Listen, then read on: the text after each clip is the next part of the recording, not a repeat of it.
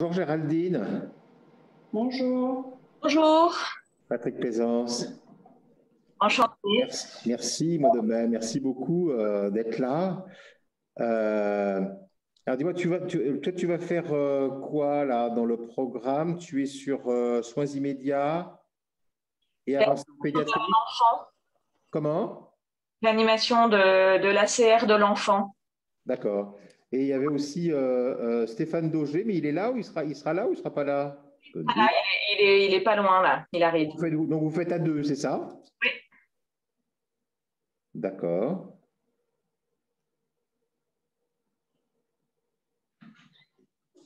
Alors, ce qu'on va faire déjà, parce que là, c'est hyper dense le truc, là, dans le programme. Donc, il y a réanimation pédiatrique, réanimation néonate. Alors, Béatrice Boutillier s'est connectée tout à l'heure, mais arrivera un tout petit peu en retard, ça tombe bien, parce que c'est Hilary qui va démarrer sur une vingtaine de minutes en faisant les deux d'un coup, c'est-à-dire soins immédiats et avancés en réa, enfin bon, RCP de l'adulte, quoi. Et puis, éducation, réanimation, système de soins. On va faire ça bim bim. Oui. Ensuite, le deuxième bim bim, c'est pédiatrie néonate. Oui. Ensuite, on passera, d'accord, en sachant que pour chacun d'entre vous, vous êtes au courant que c'est 10 minutes, hein, c'est ça? Chaque topo, c'est 10 minutes. 10 minutes, on nous avait dit 20. Bon, pas de souci. Bon. On va essayer de faire au plus vite. Bon, ok.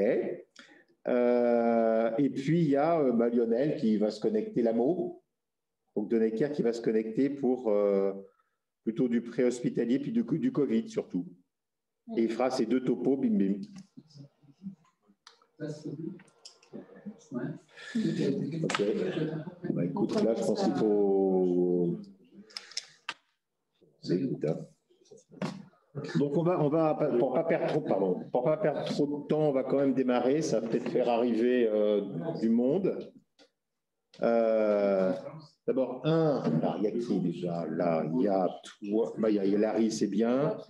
Et puis ensuite, il y a Géraldine. Et puis, M. Daugé n'est pas loin, donc c'est parfait. Donc et puis Lionel, je pense qu'il arrivera un petit peu plus tard.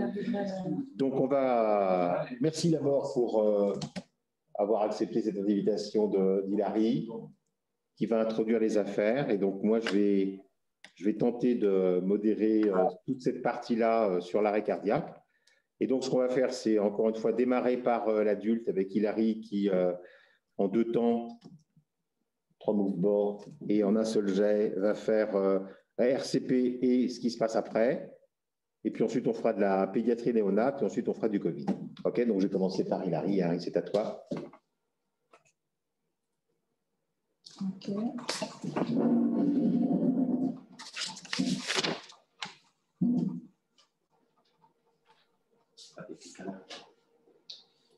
C'est toi, c'est Hilary ou c'est à toi? Non. Oui, c'est moi. Mieux que vous. Donc, je suis docteur Hilary Minka. Je suis chef de clinique aux urgences de la Rivoisière. Vous voyez bien, c'est que je projette Géraldine. Oui, je vois. D'accord. Moi, je vais me concentrer sur les lignes directives 2020 de l'HA en matière de réanimation cardio-respiratoire et de soins urgents cardiovasculaires chez l'adulte. Donc, aux États-Unis, l'arrêt cardiaque extra-hospitalier, c'est 10% de survie. C'est un peu mieux en fait en milieu hospitalier où c'est 25% de survie. Je vais me concentrer en fait sur les principaux en fait des nouvelles recommandations de 2020. On commence en fait par une pratique précoce de la réanimation par les secouristes non professionnels parce que le préjudice en fait causé par un massage cardiaque inutile est plus faible que celui de ne pas masser une personne qui est réellement en arrêt cardiaque. Ensuite, un autre principe fort qui ressort, c'est d'administrer en fait précocement l'adrénaline sur des rythmes cardiaques qui sont non chocables ou encore sur les rythmes cardiaques chocables après échec effectivement des premières tentatives en fait de défibrillation. Ensuite, un autre principe fort, une autre recommandation forte en fait est l'utilisation de rétroaction audiovisuelle en temps réel. c'est de dire en fait qu'il y a des essais cliniques randomisés qui ont utilisé en fait des aides sonores pour en fait guider la profondeur de la compression et relaxation au cours d'un arrêt cardiaque extra-hospitalier. On a en fait observé en fait une amélioration de la suivi d'environ 25%. Donc, ça rentre dans les nouvelles recommandations des achats. Ensuite, une autre belle recommandation est de surveiller de manière physiologique la qualité de la réanimation à l'aide d'une capnographie lorsqu'on intube les patients ou encore monitorant en fait, la tension artérielle diastolique en continuant à l'aide d'un cathéter intra-artériel. L'objectif idéal serait de cibler en fait, des compressions permettant d'obtenir une TCO2 au moins à 10 mm de mercure ou au moins à 20 mm de mercure. Ensuite, on passe à la défibrillation. La défibrillation, en fait, reste indiquée en cas d'arrêt cardiaque et en fait une fibrillation ventriculaire ou encore un tachycardie ventriculaire sans pouls. Par contre, la double défibrillation séquentielle n'est plus appuyée parce qu'il y a des études, en fait, les études qu'on a retrouvées à ce sujet ont des faits au niveau de pouls énormément de biais. Du coup, pour ceux qui, la définition de la double défibrillation séquentielle, c'est l'administration d'un choc par deux défibrillateurs en fait, de manière simultanée et ça n'a pas montré d'amélioration sur la suivi, donc ce n'est plus recommandé. En ce qui concerne l'administration en fait, de l'adrénaline, il est préféré d'administrer en fait, l'adrénaline par voie IV par rapport à la voie intra-osseuse. Des recours systématiques de la littérature assez bon niveau de probablement des meilleurs résultats avec la voie IV par rapport à la voie intra-osseuse. Donc la voie IV a privilégié en première intention avant la voie intra-osseuse, qui n'a en fait à utiliser qu'en cas d'échec de la voie IV. On parle aussi de l'échographie dans ces recommandations en disant que s'il y a un technologue en échographie chevronné présent et qui sait le faire et que faire l'échographie ne risque pas de nuire à la réalisation d'un protocole standard en cas d'arrêt cardiaque, on peut le faire. Mais que finalement la place de l'échographie n'est pas, son utilité en fait n'est pas clairement établie dans les recommandations. Là, c'est le résumé en fait, de l'algorithme de prise en charge de l'arrêt cardiaque chez l'adulte avec, comme montré ici, l'adrénaline qui apparaît dans la prise en charge de l'arrêt cardiaque non choquable et la défibrillation plutôt sur les rythmes choquables. Et la place d'adrénaline dans les rythmes choquables, c'est vraiment au bout du deuxième choc et la myodarone au bout du troisième. Un élément intéressant qui ressort dans ces recommandations, c'est les soins qui suivent la récupération d'un arrêt cardiaque avec le contrôle des voies aériennes qui permet d'optimiser l'oxygénation, le contrôle de la température entre 32 et 36 degrés, le contrôle de la tension artérielle pour perfuser les organes, la réalisation d'un bilan étiologique avec un minimum un ECG, une coronarographie pour rechercher des stémies. Et aussi, on détaillera un peu plus tard le pronostic neurologique en fait, des patients avec, qui en fait sera multimodal. Là, c'est l'organigramme qui nous donne dans les lignes directives pour les soins après un arrêt cardiaque en mettant l'accent sur le contrôle des voies aériennes, le contrôle en fait de l'hémodynamique, la réalisation d'un ECG pour pouvoir prendre en charge tout ce qui est pouvoir prendre en charge une intervention cardiaque en urgence, que ce soit un STEMI ou encore un choc cardiogénique ou encore une circulation, une assistance circulatoire. Et en dessous, tout ce qui est prise en charge neurologique avec vraiment une pronostication qui sera multimodale, qui va commencer par un contrôle ciblé de la température, la réalisation d'une imagerie cérébrale avec au mieux une IRM cérébrale, mais déjà parfois un scanner, une électrophysiologie, un examen clinique avec la recherche des réflexes du tronc et aussi les myoclonies et aussi des biomarqueurs, même si on ne les utilise pas en routine. Un autre élément intéressant dans ces recommandations, c'est l'apparition d'un sixième maillon à la chaîne de survie qui s'appelle le rétablissement. Après un arrêt cardiaque, les patients survivent. Maintenant, il faut les prendre en charge par la suite sur différents points. Ce rétablissement va débuter durant l'hospitalisation, se poursuivre à la sortie et durer aussi longtemps que nécessaire. Il inclut les aidants, il évalue les déficiences, qu'elles soient physiques, cognitives, cardio-pulmonaires, neurologiques, l'évaluation psychiatrique aussi avec tout ce qui va concerner l'état de stress post-traumatique. Et ces recommandations aussi s'appliquent pour tout ce qui va concerner le traitement médical à la sortie et la rééducation. C'est vraiment multidisciplinaire et c'est des réadaptations multimodales en fait pour prendre en charge au mieux les patients. Les recommandations appuient la place du débriefing. Débriefing, pourquoi? Pour détecter des états de stress post-traumatique, analyser la performance des équipes et aussi préserver la santé mentale et le bien-être de tous les intervenants. Ça concerne autant les secouristes non professionnels, les médecins, les soignants en milieu hospitalier ou encore intra-hospitalier. On s'intéresse aussi plus particulièrement dans ces recommandations à la prise en charge de l'arrêt cardiaque pendant la grossesse en disant que finalement, ça se prend probablement en charge comme l'arrêt cardiaque de l'adulte en général, en insistant sur quelques subtilités, c'est de dire qu'il faut rapprocher effectivement, il faut se rapprocher d'un centre capable de gérer à la fois la mère et l'enfant, être capable effectivement de conduire une réanimation maternelle dans un premier temps et en cas d'échec, envisager très rapidement en fait une césarienne périmortelle pour sauver l'enfant. Et ce pratique qu'on connaissait déjà, c'est déplacer l'utérus en fait vers la gauche pour favoriser en fait améliorer la perfusion. Là, c'est l'organigramme qui nous donne pour l'arrêt cardiaque pendant la grossesse en disant qu'il faut effectivement il faut insister sur l'oxygénation. Il faut ensuite, il faut ne pas oublier effectivement de déplacer l'utérus effectivement en latéral gauche au moment des massages. Ne pas monitorer effectivement parce que ça peut être gênant de prendre en charge la mère et l'enfant en même temps, on peut monitorer le rythme cardiaque fœtal au moment de la réanimation de la maman. Mais commencer à le faire lorsqu'effectivement on a un échec et quand on commence à envisager en fait une césarienne périmortelle. Et à ce moment-là, bien sûr, contacter effectivement des équipes de néonatologie. Un fléau aux États-Unis, le surdosage en opioïdes. Du coup, ça apparaît dans les recommandations avec des algorithmes en fait distincts pour les secouristes professionnels et non professionnels. Une attention est particulièrement mise en fait sur l'administration de l'analoxone en cas d'arrêt respiratoire. Ou encore s'il est difficile de déterminer s'il y a eu un arrêt cardiaque ou non, quel que soit le mode d'administration intraveineux, intramusculaire ou intranasal. Là, c'est l'organigramme pour le surdosage en opioïdes chez des secouristes ou des secouristes non professionnels qui est assez simple, hein, administrer l'analoxone, avoir un défibrillateur automatique à côté, faire des mesures de réanimation standard. La différence avec l'organigramme pour les secouristes, pour les dispensateurs de soins, donc les professionnels, c'est qu'on peut être effectivement autorisé à prendre le pouls, bien sûr si ça dure moins de 10 secondes. Et dans tous les cas, penser à administrer effectivement l'analoxone dans ce type de cas-là. Là, on arrive à la deuxième partie du topo, c'est tout ce qui concerne l'apprentissage en matière de réanimation. L'apprentissage efficace constitue un facteur essentiel pour améliorer les chances de suivi en cas d'arrêt cardiaque. Et donc, différents principes sont énoncés, notamment la formation par des exercices soigneusement exécutés, l'apprentissage de la maîtrise des acquisitions en réanimation, organisant en fait des séances de formation en masse et aussi des séances qui sont vraiment espacées, vraiment pas très denses.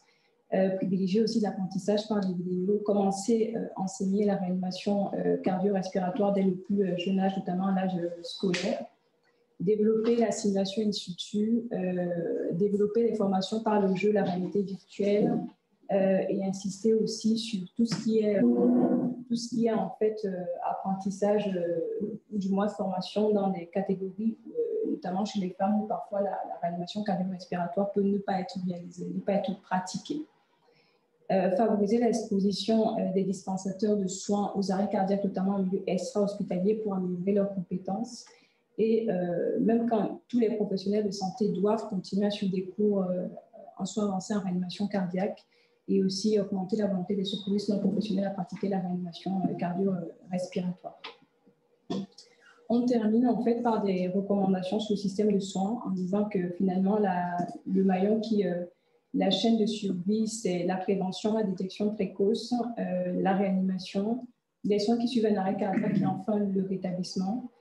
En ce qui concerne toutes les recommandations plutôt pertinentes données au système de soins, c'est de dire que la survie après un arrêt cardiaque nécessite un système intégré, réunissant de l'utilisateur à la fois dans les milieux intra- et extra-hospitaliers, qu'il y a aussi la contribution des fabricants d'équipements, des compagnies pharmaceutiques, des instructeurs en réanimation, des concepteurs de lignes directives, tout ça mis ensemble, ça permet effectivement de travailler à améliorer la survie. Il y a aussi le soutien des familles, des soignants, des experts en réhabilitation physique, cognitive et psychologique. L'amélioration à tous les niveaux de la qualité des soins est censée pour obtenir de bons résultats. Et aussi, on connaît la volonté des membres du public à pratiquer la réanimation et utiliser des défibrillateurs pour améliorer les résultats dans les collectivités. Bon, là, c'est quelques principes pour donner à la communauté, reconnaître un arrêt cardiaque, utiliser la téléphonie pour alerter les premiers secours, utiliser la télécommunication d'urgence, formation généralisée, accès au public des défibrillateurs. Pour les établissements de soins, c'est mesurer la performance, faire des séances de briefing assez régulièrement et adopter des stratégies d'amélioration de la qualité. La méthode du no-no-go, ne pas partir hein, quand on voit un arrêt cardiaque et effectivement commencer à réanimer le patient. Développer des aides cognitives pour améliorer la pratique de la réanimation, notamment pour des secouristes non professionnels, et aussi ne pas oublier la rétroaction des équipes et des systèmes de soins pour améliorer leur pratique.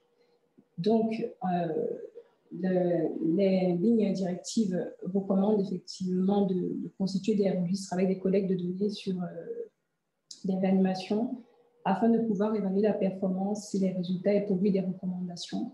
La survie des arrêts cardiaques, c'est légèrement amélioré, certes, mais il y a encore un travail considérable à faire pour l'améliorer davantage. Ok, merci beaucoup. Merci beaucoup. Je ne sais pas si vous avez des questions, des commentaires par rapport à cette première partie des recos 2020. C'était dense. Oui, oui. C'était dense. Pardon. Il y a beaucoup de questions du coup. Oui. Est-ce que tu connais les raisons pour lesquelles la RCP n'est pas réalisée chez les femmes enceintes? Dans certains cas où c'est pas réalisé. Bonne question. Ce que j'ai compris sur les femmes, c'est qu'en fait, déjà, elles vont minimiser leurs symptômes et que finalement, on s'inquiète moins en fait quand elles sont malades. C'est ce que j'ai compris en fait dans les recommandations. Quand un homme en fait fait un arrêt cardiaque, on va se jeter dessus. Pourtant, les femmes, c'est un peu moins le cas. Ça revient aussi sur les origines ethniques. Certaines ethnies en fait, on aura moins tendance à les prendre en charge quand elles font un arrêt cardiaque que d'autres. C'est ce que j'ai compris en lisant ça. Ok, mais là, minimiser les symptômes, c'est plus en pré-arrêt. En pré-arrêt, et même quand elles font l'arrêt, apparemment, on ne se jette pas dessus comme quand un homme ferait un arrêt cardiaque. D'accord. Si je peux intervenir, Lionel, a priori, dans les recommandations, ce qui revient sur les femmes, en fait, il y a plusieurs choses. Il y a effectivement dans les signes d'alerte cardiologique, la femme est toujours moins bien prise en charge. Ça, c'est toujours vrai sur les SCA. C'est une continuité. Et donc, chez la femme qui s'effondre, les gens ont peur de toucher. Et par exemple, il y a un frein à la réalisation du massage cardiaque qui est la poitrine. Les gens ont peur de toucher la poitrine d'une femme dans la rue et de la déshabiller pour pouvoir faire le massage cardiaque. Et donc, c'est l'un des freins qui augmente la mortalité, en fait. Merci. Oui, sur la ventilation, du coup, il y a eu un débat sur ventilation bas-vue et intubation. Il y a eu une publi de Frédéric Adnet où il y a eu une preuve où c'était presque significatif pour dire finalement bas-vue c'est aussi bien. On en est où là-dessus, du coup? Est-ce qu'on est plutôt sur la stratégie de tenir au bas-vue jusqu'à un peu plus tard? D'après ce que moi j'ai compris, c'est qu'ils recommandent en fait de les intuber pour monitorer la capnographie et se dire en fait qu'avec le massage et tout ça, une capnographie effectivement qui reste au moins à 10, voire à plus de 20 est un signe en fait de possible survie. C'est ce qui ressort en fait dans les recommandations. Alors, ce que je veux dire sur le plan pratique, c'est qu'effectivement, il y a une belle étude de l'équipe de Fred, Adnet, mais qui dit que c'est équivalent. Hein. Donc, ça veut dire que globalement, il n'y a pas d'indication à se jeter, comme on le fait nous en France, sur l'intubation à toute allure dans les premières secondes. C'est absolument pas le bon truc. Le meilleur truc dans la RCP de haute qualité, c'est ce qui est dit, c'est le massage et la qualité de massage. Et puis, la ventilation en 32, c'est pas un problème. On peut même faire de la ventilation associée à toutes les 10 compressions. Sans avoir à arrêter les compressions. C'est aussi une autre technique qui peut être utilisée et qui est d'ailleurs en alternative dans les recours. Mais l'intubation, tout va comme on le fait jusqu'à maintenant, d'ailleurs beaucoup, et ben, ça n'a aucun intérêt, je dirais, sur le plan de la survie. Et là, on sort en C'est ce que vous faites très rapidement. Enfin, c'est ce qu'on fait souvent très rapidement. En fait, il n'y a aucune. Voilà. Lionel est là aussi pour la partie adulte, donc il pourra commenter, mais il n'y a aucune indication à se jeter sur l'intubation très rapidement. Je pense qu'il faut modérer. Effectivement, il ne faut pas que l'intubation, en tout cas, arrête le massage cardiaque. Ça, c'est Voilà, sûr. c'est ça. Alors, ça, déjà, de toute façon. Là-dessus. Maintenant, on peut considérer qu'une équipe SMUR s'est intubée quand même parfaitement, j'espère. Oui. On peut intuber quasiment sans arrêter le massage cardiaque. Donc, il ne faut pas que ça soit, effectivement, je me jette au prix d'avoir un massage cardiaque de mauvaise qualité, mais je pense que sur une équipe SMUR, plus elle est faite tôt, mieux c'est quand même. Un, pour le monitorage, et deux, quand même, dans le papier de Fred, on ne reviendra pas sur la méthodologie, mais il y a un petit problème de dimensionnement méthodologique qu'il admet tout à fait. Hein. Mais les critères, il y a quand même beaucoup plus d'inhalation dans le groupe au bas vu. Donc, je pense que le bon message, c'est quand on s'est intubé, on intube le plus vite possible sans altérer la qualité du massage cardiaque. Et ça pour nous, en SMUR, c'est, je crois, ce qu'on doit garder, quoi. Parce qu'il y a des trucs à faire, c'est pour ça que je modère toujours un peu, c'est que s'il y a un vrai apprentissage, c'est on apprend en faisant, comme le dit Lionel, je suis complètement d'accord, on intube sans arrêter de masser. Et quand on regarde et quand on chronomètre et qu'on a 20 secondes, 30 secondes, arrête et tout machin, j'y arrive pas, j'essaye, je tente et on ramasse pas, c'est pas bon du tout. Et ça, c'est quel que soit le moment, qu'on le fasse à T0 ou à T 20 minutes, ça, c'est un truc qui est vraiment une contre-indication à la bonne qualité. Ce que je dis, moi, enfin, ce que je veux dire dans le côté intubation, à tout à l'heure, vite fait, c'est qu'il y a tellement de choses à faire au départ que c'est pas forcément le truc à mettre en première intention vite fait, quoi. Le scope, on va le mettre parce qu'il va peut-être être utile, mais les patchs, parce que patch plus FV égale BIM, alors que scope sert à rien. Mais ça veut dire qu'il ne faut pas le stopper. Voilà. Mais on est d'accord avec ça, tout à fait.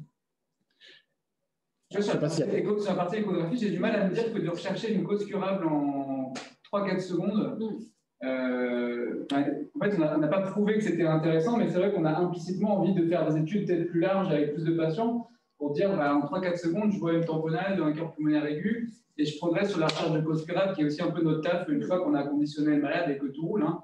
Pareil, dans l'esprit de on ne parasite pas, mais moi, ce que j'avais vu comme papier, c'est que ça ne marchait pas pour pronostiquer ou pour diagnostiquer, mais c'est des petites séries, il n'y a pas assez de patients, et implicitement, tu te dis quand même, je vais comprendre ce qui se passe, donc on a envie de faire. Et même pour les États-Unis, ils font de l'écho transœsophagène pour s'assurer de la bonne qualité du massage, pour voir si le massage est efficace, parce que quand on se positionne en fait, au milieu du sternum, on pense qu'on est très bien, et en fait, selon le morphotype des patients, on n'est pas forcément devant le cœur, quoi. Donc, parfois, ils utilisent l'écho pour se dire, est-ce que le massage est efficace? Parce que tu vois bien que le muscle, il est déprimé par le massage. Salut Lionel. Salut monsieur, c'est top. Je pense que ce qui ressort, c'est qu'il faut savoir le faire. C'est ça en fait. Qu'il faut savoir le faire. Pour ceux qui savent le faire, ils vont avoir le bénéfice d'en faire, mais ceux qui ne savent pas le faire. Ça, c'est logique.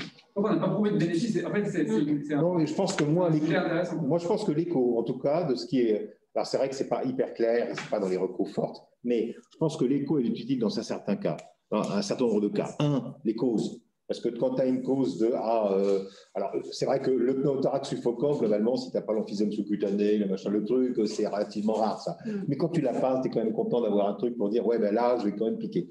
Il y a quand même des études, notamment les études anglo-saxonnes, qui montrent quelquefois que tu piques ou tu draines même, piquer, ok, et tu draines même du côté opposé. Parce que, d'accord. Donc il y a des études là-dessus. Alors bien sûr, elles sont beaucoup plus anglo-saxonnes que pour nous, mais quand même. Donc ça vaut le coup. Et il y a une autre indication aussi, je trouve, qui est l'AESP. C'est-à-dire que tu ne sais pas si tu as un pouls, pas de pouls, machin, est-ce que le cœur bat, est-ce que le cœur bat pas. Donc l'AESP, ce n'est pas forcément simple. Tu vois un truc, un électrocardiographe, un scope qui te dit c'est pas de l'AFV, c'est pas de la TV, c'est pas de la systolie, c'est un autre truc. AESP, tu fais un petit coup d'écho et tu vois que le cœur, il fait un truc ou il ne fait pas. Et s'il fait un truc, bah là, peut-être que tu n'as pas à masser, mais tu as à mettre des drogues pour augmenter la tension. Et si tu n'as rien et que tu continues de masser. Donc, en quelques secondes, j'imagine que ça, on peut le voir quand on fait l'écho. Donc ça peut être utile potentiellement, je trouve.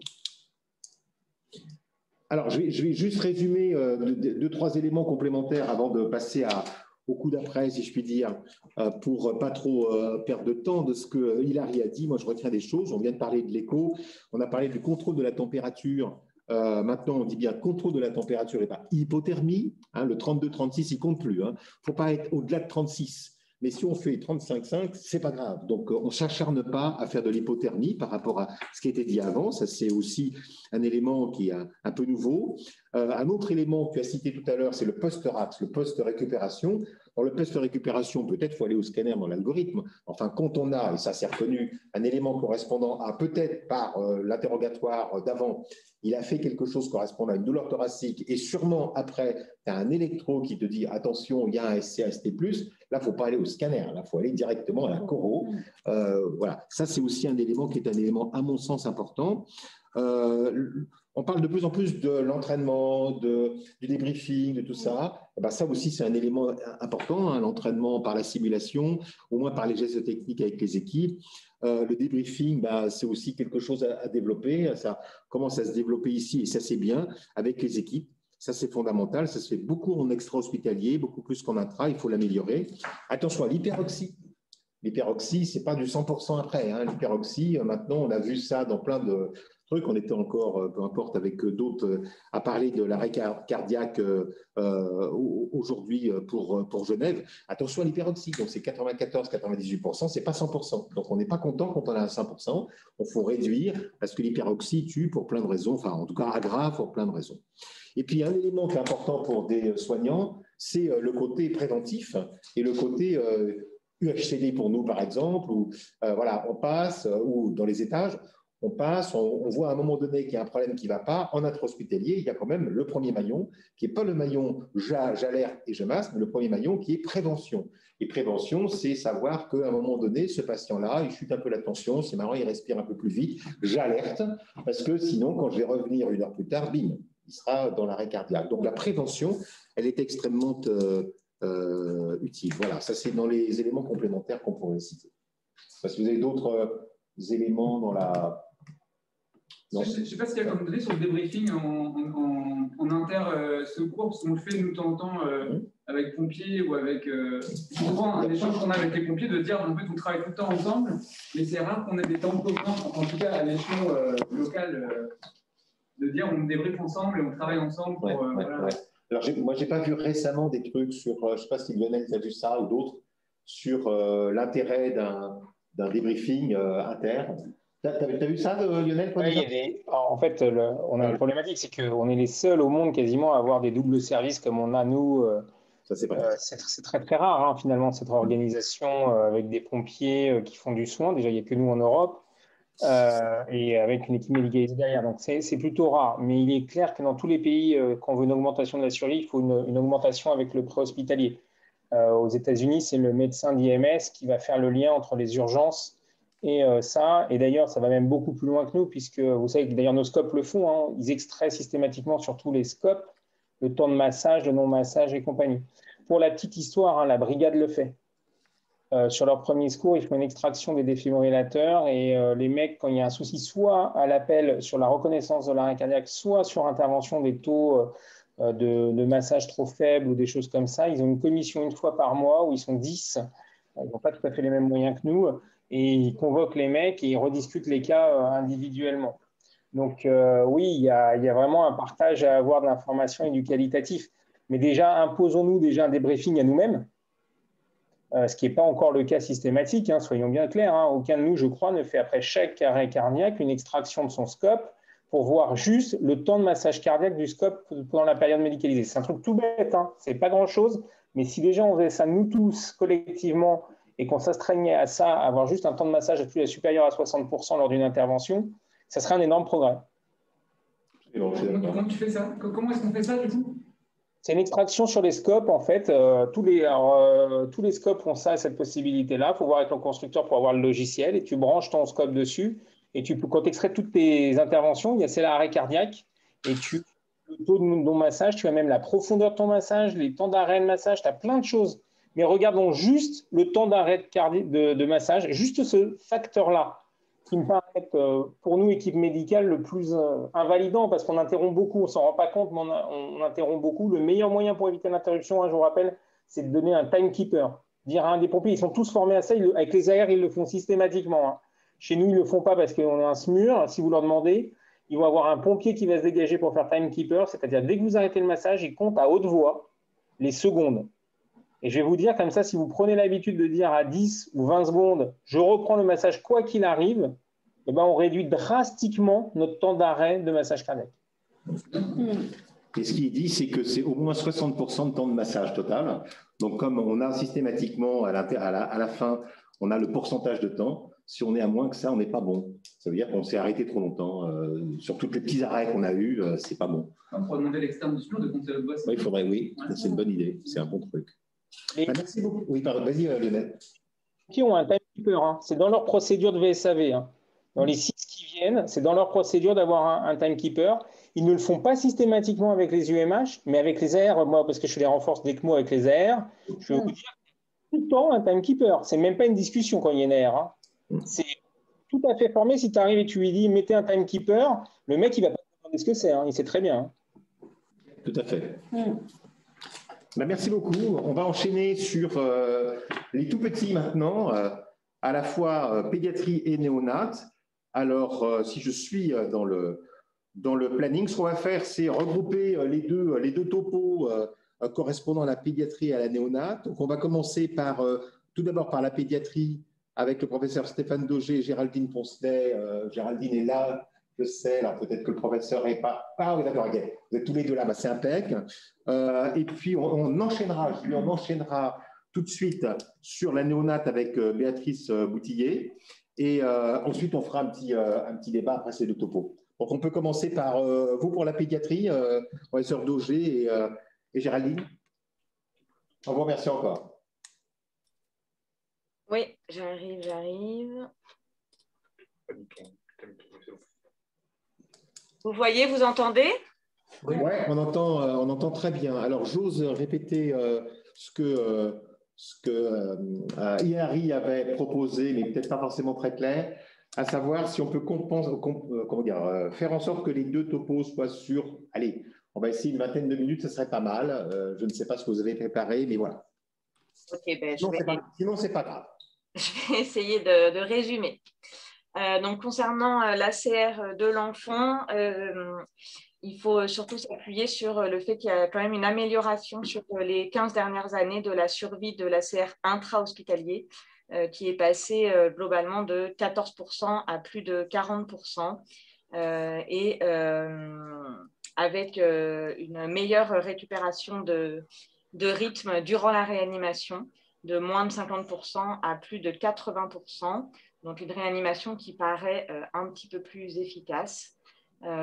Concernant les ACR extra-hospitaliers, la survie quand même reste faible, autour de 10%, avec un pronostic neurologique qui est défavorable dans la plupart des cas. Les ACR extra-hospitaliers concernent surtout les nourrissons et sont dans la plupart des cas d'origine respiratoire. Et on compte également les morts inattendues du nourrisson dans un tiers des cas. Les facteurs d'amélioration du pronostic sont semblables à ceux de l'adulte. C'est la reconnaissance précoce de l'ACR, c'est la prise en charge rapide. On a déjà parlé de l'administration d'adrénaline avant la 5e minute pour améliorer la survie et le pronostic. La qualité de la RCP et notamment des compressions thoraciques. Le monitoring, on en a déjà parlé, la pression artérielle sanglante et le CO2 expiré qui représentent la qualité des compressions thoraciques. Les soins de réanimation post-RCP. Et un petit mot juste sur l'ECMO dans la RCP de l'enfant, avec 2 études, une de 2004 et une de 2016. Et donc, plus récemment, on observe une meilleure survie et un meilleur pronostic neurologique avec une ECMO pour un ACR intra-hospitalier de plus de 10 minutes. On a l'impression d'avoir progressé sur les dernières années là-dessus. Donc, la reconnaissance précoce et la prise en charge rapide. La reconnaissance précoce, elle repose sur trois items. C'est le patient inconscient qui respire anormalement ou qui ne respire pas et l'absence de signes de vie qui doit engendrer immédiatement 5 insufflations. Et suite à ces 5 insufflations, une réanimation cardio-pulmonaire au rythme de 15-2, ce qui est la principale différence avec l'adulte. Et appeler les secours après les 5 insufflations. Et le défibrillateur automatique externe n'intervient pas tout de suite, sauf en cas de collapsus brutal. où là, on s'attachera à aller chercher le défibrillateur et appeler les secours avant de commencer la RCP. Sinon, c'est vraiment les 5 insufflations qui sont les plus importantes. Dans une réanimation avancée médicalisée, donc c'est à peu près le même algorithme que chez l'adulte. Pour les rythmes non choquables, on administrera de l'adrénaline à une dose de 10 microgrammes par kilo avec une dilution de 1 mg dans 10 millilitres, soit 0,1 millilitre par kilo. Et on administrera cette adrénaline toutes les 4 minutes avec une réévaluation du rythme toutes les 2 minutes. Concernant les rythmes choquables, de toute façon, il faut essayer d'appliquer des patchs assez rapidement, quel que soit le contexte, en même temps que initier la RCP. Et dans un rythme choquable, le choc, c'est l'urgence. Chez l'enfant, c'est 4 joules par kilo et c'est un choc électrique externe toutes les 2 minutes, en minimisant les interruptions des compressions thoraciques, maximum 5 secondes pendant le choc. Et on administrera l'adrénaline et l'amiodarone, les 2 drogues, après le 3e choc et le 5e choc. Pour les défibrillateurs automatiques externes, il existe des atténuateurs pour les enfants de moins de 8 ans qui délivrent des chocs autour de 50 à 75 joules. Et on utilise principalement l'amiodarone. Il existe une alternative qui est la lidocaïne à 1 mg par kilo.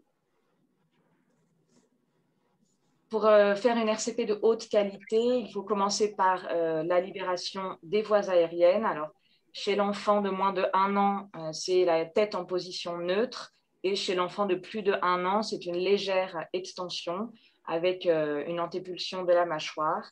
La protection des voies aériennes durant la RCP peut se faire par une intubation, mais encore une fois, ce n'est pas une urgence si la ventilation au masque et au ballon est efficace. Elle doit être réalisée par un professionnel expérimenté, elle doit être rapide.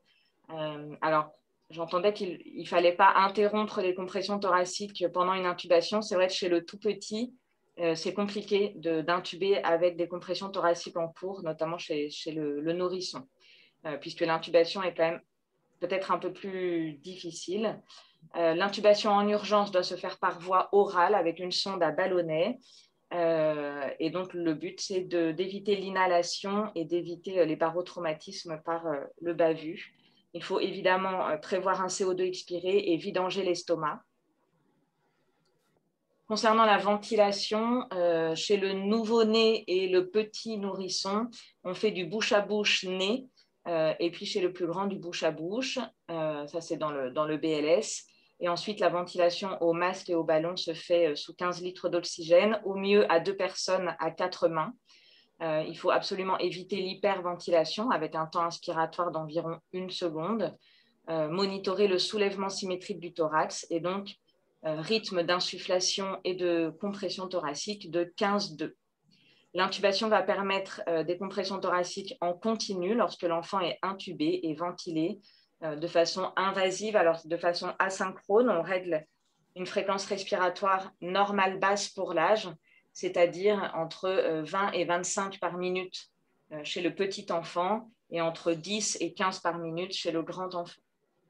Un volume courant physiologique à 5 ml/kg, une PEP basse, une FiO2 à 100% et toujours le TCO2. Les compressions thoraciques se font sur un plan dur. Alors, la technique chez le nourrisson et chez le petit enfant, la technique de préférence recommandée, c'est d'encercler le thorax avec les 2 mains, avec les pouces sur le sternum. Ça, c'est plus facile quand on est 2 sauveteurs.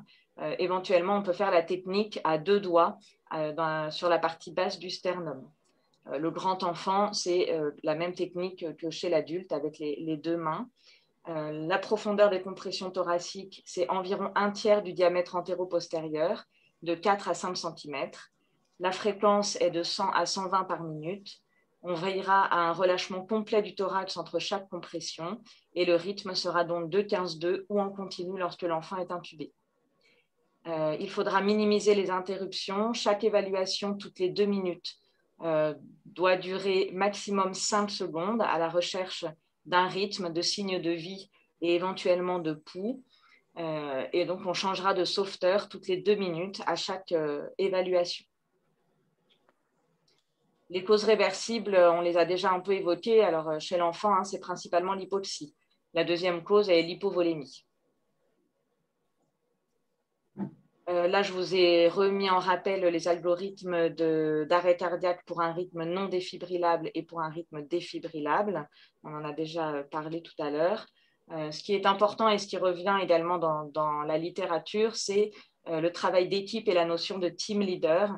Dans l'idéal, le team leader doit être le médecin qui doit se placer en dehors de la RCP, qui coordonne la RCP, qui identifie et dirige les acteurs, avec, dans l'idéal, 1 ou 2 autres médecins qui réalisent les gestes, 1 ou 2 ou 3 infirmières qui vont s'occuper de l'administration des drogues et la préparation des médicaments, et 1 ou 2 auxiliaires qui vont réaliser les compressions thoraciques et s'occuper du matériel.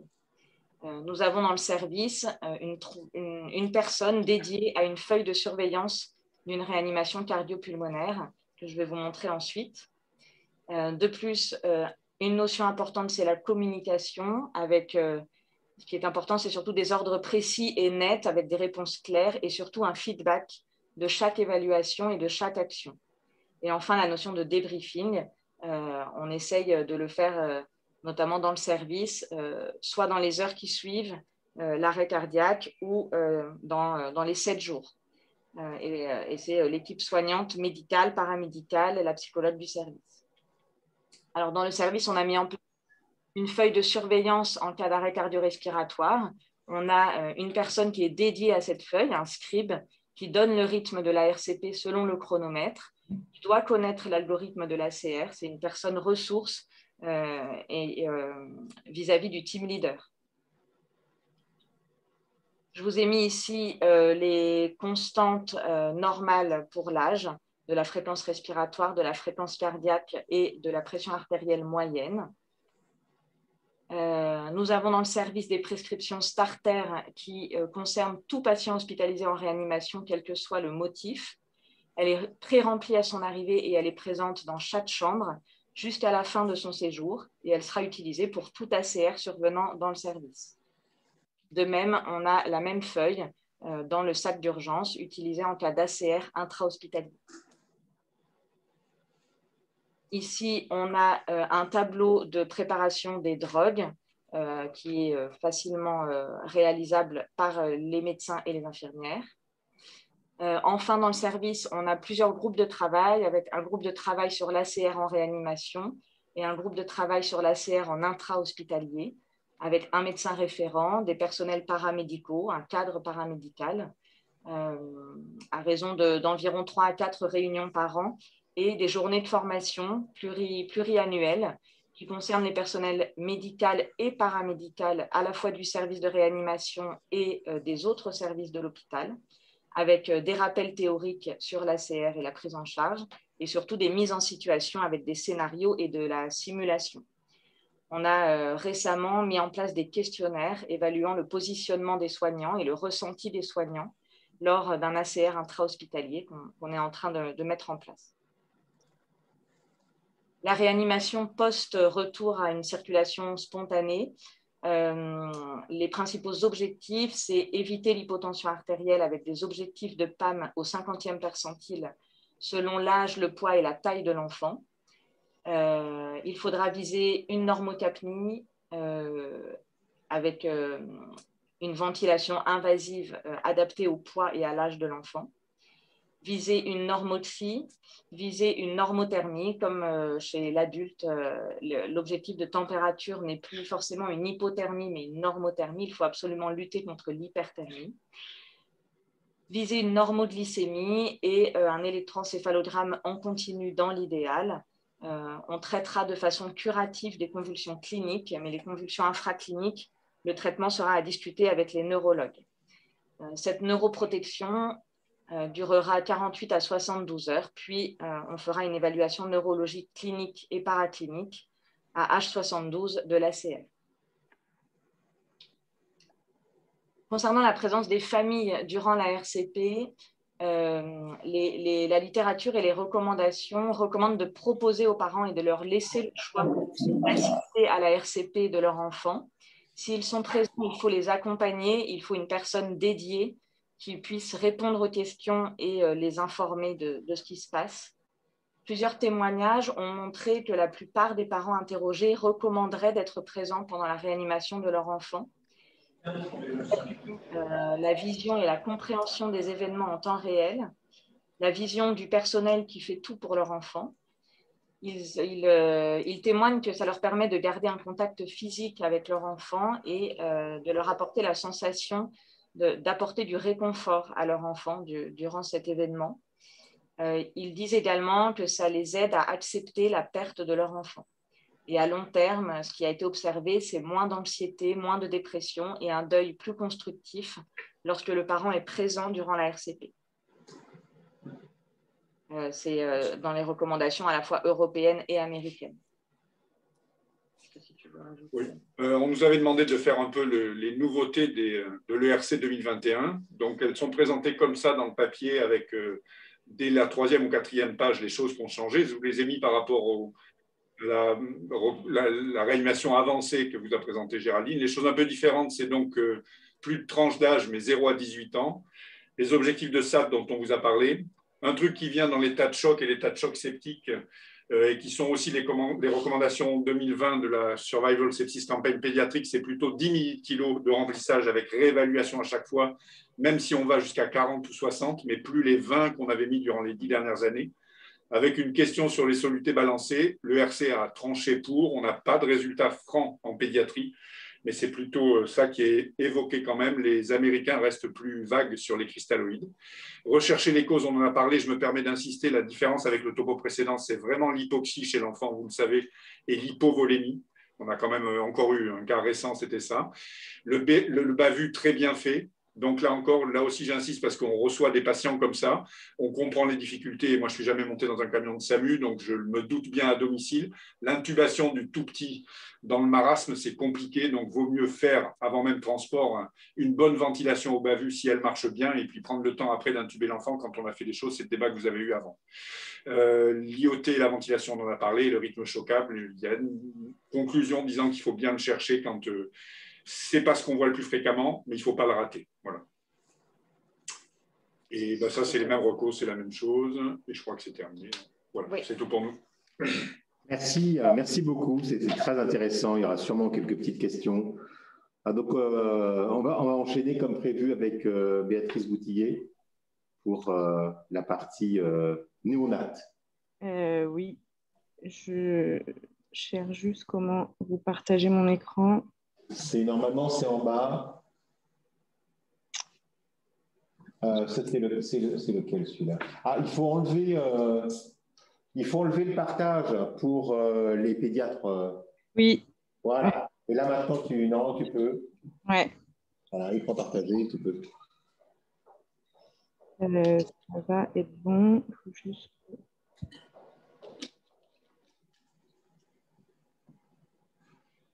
Super. Vous voyez mon écran, ouais. Du coup, c'est bien que je sois passée derrière la pédiatrie, parce qu'il y a quand même pas mal de choses qui sont redondantes. Et j'avais effectivement fait surtout une partie sur l'arrêt cardiaque en salle de naissance, puisque je pense que c'est la chose sur laquelle il y a une vraie différence également, en particulier avec donc les recommandations qui ont été changées de l'ILCOR 2020. En cas quand l'enfant est amené en fait en salle de naissance ou quand il y a un accouchement à domicile, il faut effectivement dans la première minute déjà avoir installé l'enfant bien sûr et l'avoir si possible séché et maintenu une température dans les cibles autour de 36,5. Ne pas oublier de démarrer le chronomètre parce que c'est souvent les choses qu'on oublie dans l'urgence. Et puis, évaluer d'emblée la fréquence respiratoire et la fréquence cardiaque avec des objectifs de saturation qui, il faut bien avoir en tête, sont effectivement moindres tout de suite, puisque probablement qu'en anténatal, on est autour de 40 à 50% de saturation. Et donc, avec un objectif de saturation préductale, donc bien à prendre à la main droite tout le temps. Ça, c'est quelque chose qu'il ne faut absolument pas oublier en cas d'arrêt néonatal ou même dans les premières semaines. Il faut mettre le capteur de saturation à la main, au membre droit. et donc une évaluation de la fréquence cardiaque et de la fréquence respiratoire. En cas d'absence de ventilation, il est recommandé d'ouvrir les voies aériennes et de commencer des insufflations avec initialement 5 insufflations et d'emblée une réévaluation. Ça, c'est parce qu'en fait, en période néonatale, l'arrêt cardiaque est quand même souvent un arrêt respiratoire avec une obstruction des voies aériennes supérieures. Et donc, les insufflations permettent en général à la fois de dégager et de stimuler l'enfant, ce qui permet régulièrement une reprise des mouvements respiratoires. Tout ça, on est censé l'avoir fait dans la première minute de vie, avec une réanimation qui est commencée sous 21%. Alors là encore, les recommandations de l'ILCOR 2020 précisent un peu les choses. Il est maintenant clair que chez des extrêmes prématurés en dessous de 28 semaines, on peut commencer avec 30% de FiO2. Entre 28 et 32 semaines, il ne se prononce pas. Et au-delà de 32 semaines d'aménorrhée, on commence avec une ventilation qui sera sous 21% d'oxygène. Et l'oxygène est augmenté secondairement. Mais on sait que souvent, c'est la ventilation qui est nécessaire et pas un besoin en oxygène principalement. Avec donc les repères d'objectifs de saturation qui sont précisés et un objectif de saturation supérieur à 90% à 10 minutes seulement, ce qui en fait est assez long. Une fois passée cette réévaluation-là, donc on en est à la réévaluation des mouvements respiratoires. Si on est dans la situation où la fréquence cardiaque est bien remontée et où en fait l'enfant ne respire pas, il faut poursuivre la ventilation et là encore on la poursuit au masque. Alors en salle de naissance, les recommandations sont de ventiler avec un néo-puff. Donc c'est une machine qui permet d'avoir une pression qui est maîtrisée, parce que les ballons ont une pression qui souvent est très barotraumatique pour les enfants, en particulier les prématurés, mais pour les nouveau-nés. Donc ce néo-puff, il est réglé avec une pression expiratoire de pointe à 5 et une pression inspiratoire à 20. On ventile d'emblée avec ce système-là. En cas donc quand la fréquence cardiaque remonte, on poursuit la ventilation et là encore, on peut discuter l'intubation. Mais j'entendais que pour tout le monde, la question de l'intubation doit se poser si c'est possible de le faire. Effectivement, on voit régulièrement dans les prises en charge de réanimation des difficultés d'intubation avec du coup des enfants qui ne sont pas bien ventilés parce qu'il y a de multiples échecs d'intubation, alors qu'une bonne ventilation au néo-puff est bien plus efficace et permet d'attendre plusieurs minutes s'il faut, y compris que le SAMU arrive pour prendre la main si c'est trop difficile. Enfin, dans le cas où la fréquence cardiaque ne remonte pas après 1 minute et les 5 premières insufflations, il faut vérifier que notre ventilation est efficace. Donc, la position de la tête qui est effectivement plutôt dans l'alignement en période néonatale et de nouveau insuffler. À ce moment-là, on n'a pas encore commencé de massage cardiaque à 1 minute de vie, même si la fréquence cardiaque est inférieure à 60. Le principal est la ventilation et souvent la ventilation permet de faire remonter une fréquence cardiaque. Donc on ventile de nouveau et on surveille la fréquence cardiaque. Si elle reste inférieure à 60, on commence les compressions thoraciques à ce moment-là. Et là, le rythme également est différent puisque c'est 3 compressions et 1 insufflation tant que l'enfant n'est pas encore intubé. Après, par contre, le rythme du massage et de la réévaluation est le même. On s'arrête toutes les 2 minutes pour évaluer la reprise de la fréquence cardiaque et on fait une dose d'adrénaline dès M3 si jamais la fréquence cardiaque est inférieure à 60 et ensuite toutes les 4 minutes. Quand pour ce qui est de la dilution, alors je vous l'ai mis après, mais on utilise les mêmes dilutions qu'en réanimation pédiatrique. Pour ce qui est de la voie intraveineuse, donc c'est une dose de 10 gamma kilo avec une ampoule de 1 ml égale 1 mg qui est diluée dans 10 ml au total. Donc c'est 0,1 ml kilo. Quand on n'a pas de voie d'abord veineuse, ce qui arrive en période néonatale et une fois que l'enfant est intubé, on peut utiliser la voie intratrachéale.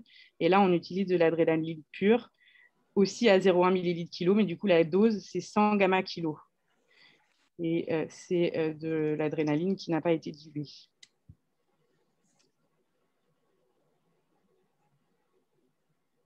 Donc, on peut également se poser la question de l'intubation, mais là encore, c'est si l'intubation est faisable. Sinon, le plus important, c'est de continuer le massage cardiaque et la ventilation au masque, tant que celle-ci est bien efficace.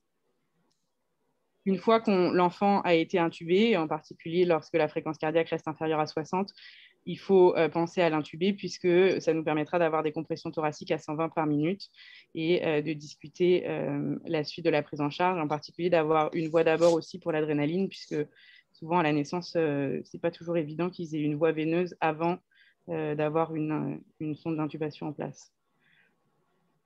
Les nouvelles recommandations de l'ILCOR en 2020, là aussi, posent la question de la place du bicarbonate qui avant n'était pas du tout évoquée en cas d'arrêt cardiaque prolongé en période néonatale. Il l'évoque en cas d'ACR prolongé après échec des autres thérapies et c'est écrit tel quel. Il n'y a pas de précision sur le délai auquel il faut discuter du début des bicarbonates. Et effectivement, pour l'instant, ce n'était pas beaucoup fait en salle de naissance. Voilà, je crois que c'est principalement les informations que moi je trouvais particulières à la néonate. Là aussi, nous, pour ce qui est des conditions de réalisation, il y a un chariot qui est disponible pour la réanimation des enfants en salle de naissance avec dessus les rappels de dilution et de dose pour qu'il puisse y avoir des soignants, y compris les auxiliaires qui parfois chez nous se retrouvent à la préparation des médicaments. Donc, elle s'est précisée sur le chariot et il y a une feuille de surveillance avec quelqu'un qui se met à distance pour surveiller, pour écrire le déroulé de la réanimation et dans la mesure du possible faire un débriefing derrière, bien que ce soit quelque chose qui est assez difficile avec la salle de naissance puisque ce n'est pas la même équipe et comme on le sait parfois ça entraîne des plus grandes difficultés pour se retrouver pour débriefer après.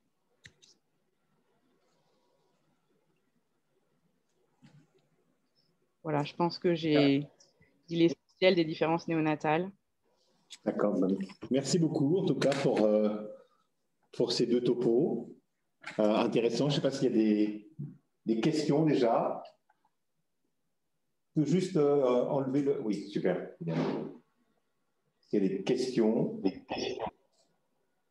Bon. Alors, ce qui est intéressant, en fait, c'est de comparer les deux. Néonate, alors nous, enfin moi particulièrement, néonate, c'est jamais, parce que c'est beaucoup les pédiatres et les espions pédiatriques. Et j'ai pas dû faire ça beaucoup dans ma vie quand même. Fort heureusement, la pédiatrie, oui, un petit peu plus. Mais il y a des petites distinctions entre les deux, mais il y a déjà des distinctions aussi par rapport à ce qu'on fait chez l'adulte. Par exemple, Adré Cordaron, dans un contexte relativement rare, comme vous le disiez, pour les petits qui ont besoin d'être choqués, qui sont sur rythme choquable, c'est tous les deux, j'ai bien entendu, tous les deux après le troisième choc, je ne me trompe pas. Hein. Alors, ce qui n'est pas le cas, par exemple, chez l'adulte, parce que chez l'adulte, c'est la Cordaron, même si, bon, globalement, les études ne sont quand même pas d'un haut niveau. C'est Cordaron, troisième choc, et Adré, c'est vraiment ce qu'on veut. Alors que vous, c'est plutôt les deux à partir du troisième choc, on est d'accord?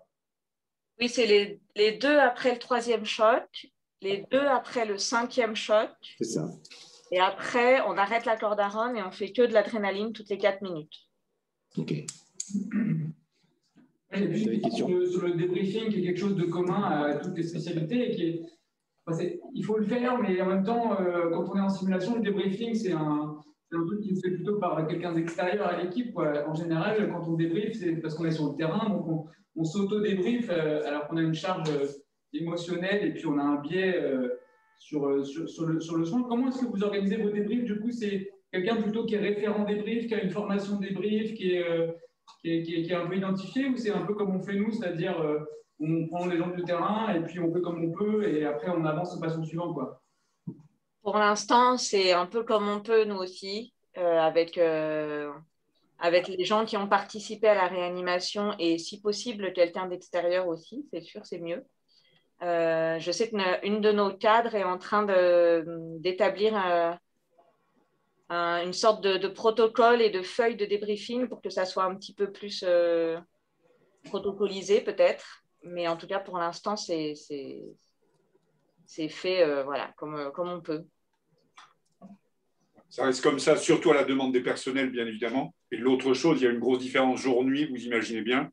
Dans la journée, entre la personne qui assiste les parents, qui est souvent devant la chambre, dans la porte, et puis une autre personne, c'est facile d'avoir quelqu'un de l'extérieur. La nuit, quand tout le monde est sur le pont et sur les 20 lits, c'est plus compliqué. Donc, on a aussi l'idée globale, ça a été de s'obliger à le faire systématiquement et de répondre à cette démarche-là. Et puis, on est en train, comme l'a dit Géraldine, d'essayer de monter un peu en qualité, mais pour l'instant, c'était déjà de le faire. Voilà, on en est là.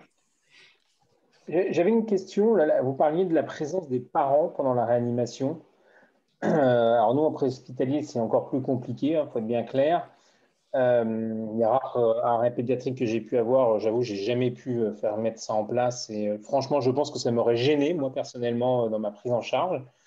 Vous arrivez à le faire, vous aussi, en réa? Vous arrivez à le faire, à l'accompagner, à faire ça? Oui, oui, oui. Moi, j'ai l'impression qu'on le fait de façon assez systématique, hein. Et les personnels du service ont de plus en plus l'habitude, justement, d'aller chercher les parents, de leur demander, j'ai vraiment l'impression que c'est fait de façon systématique et on a de plus en plus de parents qui assistent à la réanimation. D'accord. C'est pas du tout le même contexte que. Enfin, moi, encore une fois, je répète, je suis jamais monté dans un camion de SAMU, mais j'imagine que c'est pas du tout le même contexte. Mais effectivement. C'est pas le même contexte, c'est vraiment plus brutal puisqu'ils ne sont pas hospitalisés. C'est généralement dans un contexte de grande brutalité des choses. Mais c'est une vraie question qu'il faut qu'on se pose nous aussi, hein, dans l'accompagnement. Chez l'adulte, c'est discuté.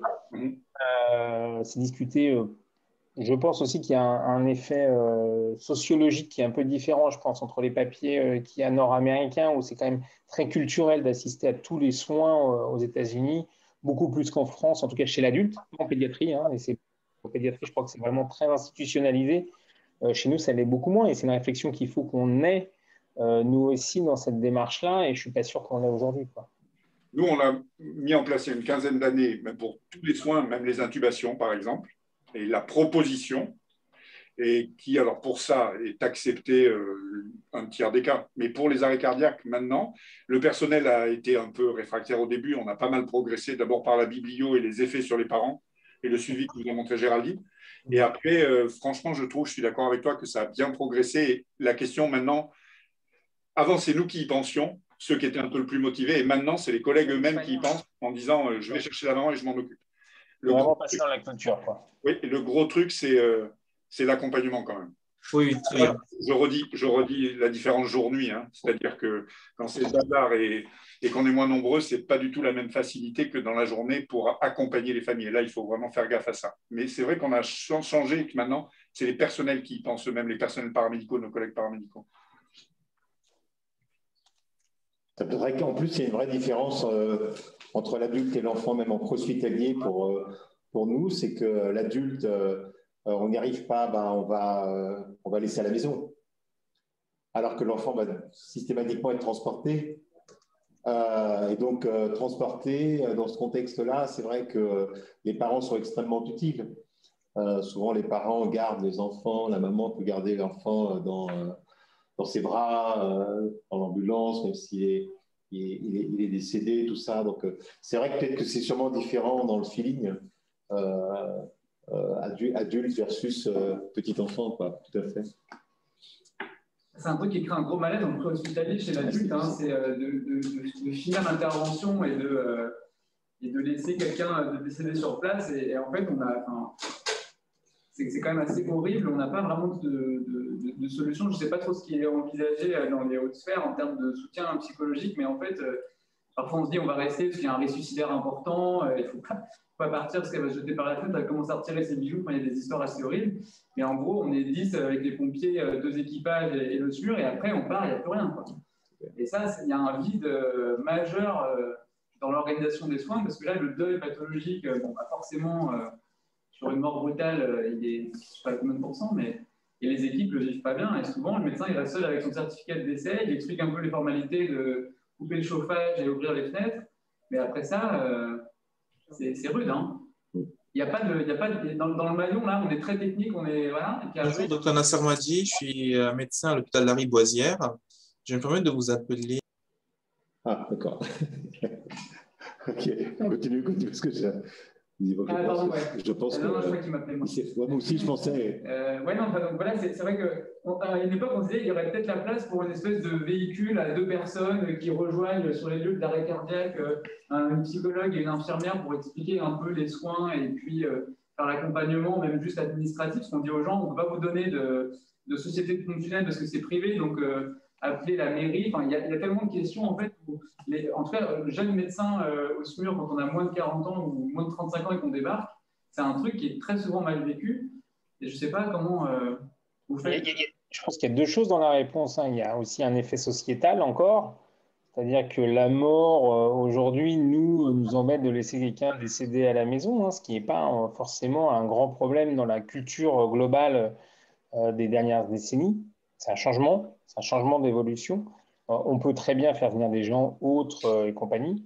Et ce que nous, on est en train de mettre en place pour le SAMU de Paris, on est en train de mettre en place avec c'est Gaël Abral, avec la CUM, qui est en train de mettre une VL psy en place, qui sera un peu différente de la CUM, qui, elle, est dédiée aux événements collectifs. Et on aura un soutien psychologique possible pour certains événements psychiatriques aigus. Et peut-être que ceci pourra rentrer pour quelques cas les plus pathologiques, en tout cas, avoir un psychologue, un psychiatre qui se déplace sur place. Ouais, c'est déjà une bonne réponse à ça. Hein. Mais c'est vrai que tu vois, Lionel, sur les patients intermédiaires, en fait, genre, il n'est pas en train de décompenser une psychose et il comprend en fait que c'est la fin, mais c'est une mort brutale à 60 ans. Il n'empêche que ce temps-là d'après, tu vois, il est 4 heures du mat, et donc il reste avec un corps à la maison. Alors même si la société a évolué, ça reste quand même, si on oublie l'aspect sociétal, ça reste quand même archi violent et les gens sont un peu livrés à eux-mêmes sans trop de réponse de la part de l'institution, quoi. À part un. Est-ce que c'est vraiment l'institution? Quand je te dis sociétal, c'est que mon idée de dire que c'est peut-être pas l'institution de répondre. C'est peut-être aussi à nous, aux gens, d'appeler leur famille, de faire un truc collectif avec leur famille. On n'est pas obligé de répondre à tout, à avoir un process pour tout. C'est ça les choses. Que pour les plus pathologiques, on ait une réponse. C'est ce qu'on fait avec ce véhicule qu'on est en train de mettre en place. Hein. Donc, on aura une réponse possible. Mais il ne faut pas, en tout cas, qu'on s'imagine que tout décès à domicile, on enverra un véhicule pour faire de l'assistance, quoi. Ah oui, non, je suis d'accord. Ok. D'autres questions, d'autres commentaires? Non? J'ai juste, moi, 2-3 petites choses pour être bien clair, parce que vraiment, le petit, c'est quand même plus compliqué. La valeur, alors ça, c'est pour les deux petits, les tout petits, néonates. Les deux, c'est la même question. C'est le TCO2, pour vous, c'est un élément qui a une valeur pronostique aussi importante que pour l'adulte, ou c'est un truc qui vous intéresse peu? C'est la première question. Alors, pronostic, honnêtement, en pratique, je ne sais pas. Mais sur la qualité des compressions, nous, on le monitore systématiquement et de plus en plus, oui. Donc, en fonction du tout petit, il y a le problème de l'intubation. Deuxièmement, du déplacement de la sonde. D'accord, hein, sur des toutes petites trachées, par un patient bien intubé au départ, le collègue fait bien le boulot, puis après, déplacement, et ça, c'est quand même des choses qui arrivent. Plus on est sur le petit, vu les tailles de trachée, hein, 2,5, 3 cm, 3,5. Et puis après, oui, on applique, alors Géraldine connaît bien mieux la littérature que moi là-dessus, est-ce qu'il y a vraiment des éléments pronostiques aussi? On a les mêmes objectifs. Je crois me souvenir, en relisant hier soir, entre autres, les recos, que c'est extrapolé de la littérature adulte en termes de valeur seuil. Mais par contre, on l'applique et c'est vraiment dans toutes les recos, et je crois que tous les collègues le font clairement. Ouais. Mais le premier truc, quand même, c'est aussi sonde toujours en place. Hein. Moi, avant même l'efficacité du massage. Et l'autre truc qu'on voit assez fréquemment, mais je pense que vous le voyez largement plus que nous aussi, c'est la baisse du CO2 expiré pendant que le patient va de nouveau s'arrêter. C'est-à-dire quand il est chez nous et qu'il est là après un massage et qu'on commence à lever le pied et qu'on revoit, on apprend bien à voir ça et qu'on revoit le TCO2 qui commence à baisser, premier signe qu'on peut se remettre. Donc pour toutes ces raisons-là, oui, sans problème. La réponse absolue sur la valeur pronostique, je ne sais pas vous répondre. Il n'y a pas de réponse non plus sur le pronostic en néonat et on ne la monitore pas en continu, non. On la monitore au moment de l'intubation et juste après. Et puis après, c'est des PCO2 transcutanés. Et on fait quelques heures par jour, mais comme ça, le réactif est un peu brûlant pour la peau des nouveau-nés, En plus, elle n'est pas monitorée en continu. On vérifie qu'elle est corrélée au gaz et il y a une surveillance régulière, mais il n'y a pas de monitoring continu. D'accord. OK. Et ma dernière question, c'est tout à l'heure, vous parliez de la PEP. Et je crois qu'il y a deux éléments. Béatrice, tu dis ventilation, PEP 5. Est-ce que on en parle aussi, on se pose la question au niveau de l'adulte. Est-ce qu'il faut systématiquement donner de la PEP en plein de raisons voilà, c'est con, on ne va pas y revenir tout de suite, mais c'est un peu plus complexe. Mais est-ce qu'il faut donner de la PEP ou pas néonat, pédiatrie, la réponse est oui, notamment pédiatrie, parce qu'on n'en avait pas parlé. Pédiatrique, pour moi, c'est oui, et c'est PEP 5, effectivement, pour tous ces patients. Je ne suis pas capable de vous dire qu'il y ait des papiers purement pédiatriques qui aient vu ça. Je n'ai pas regardé récemment, hein, à la limite près, mais je ne crois pas. En tout cas, je crois que c'est les pratiques clairement au-delà de chez nous, parce qu'il ne faut pas qu'on parle que de chez nous. C'est ça, effectivement, c'est PEP 5 pour ces patients ventilés. Ouais. Okay. La nouveauté, encore une fois, par rapport aux choses précédentes, c'est plutôt la baisse de la fréquence et cette asynchronie dans la ventilation.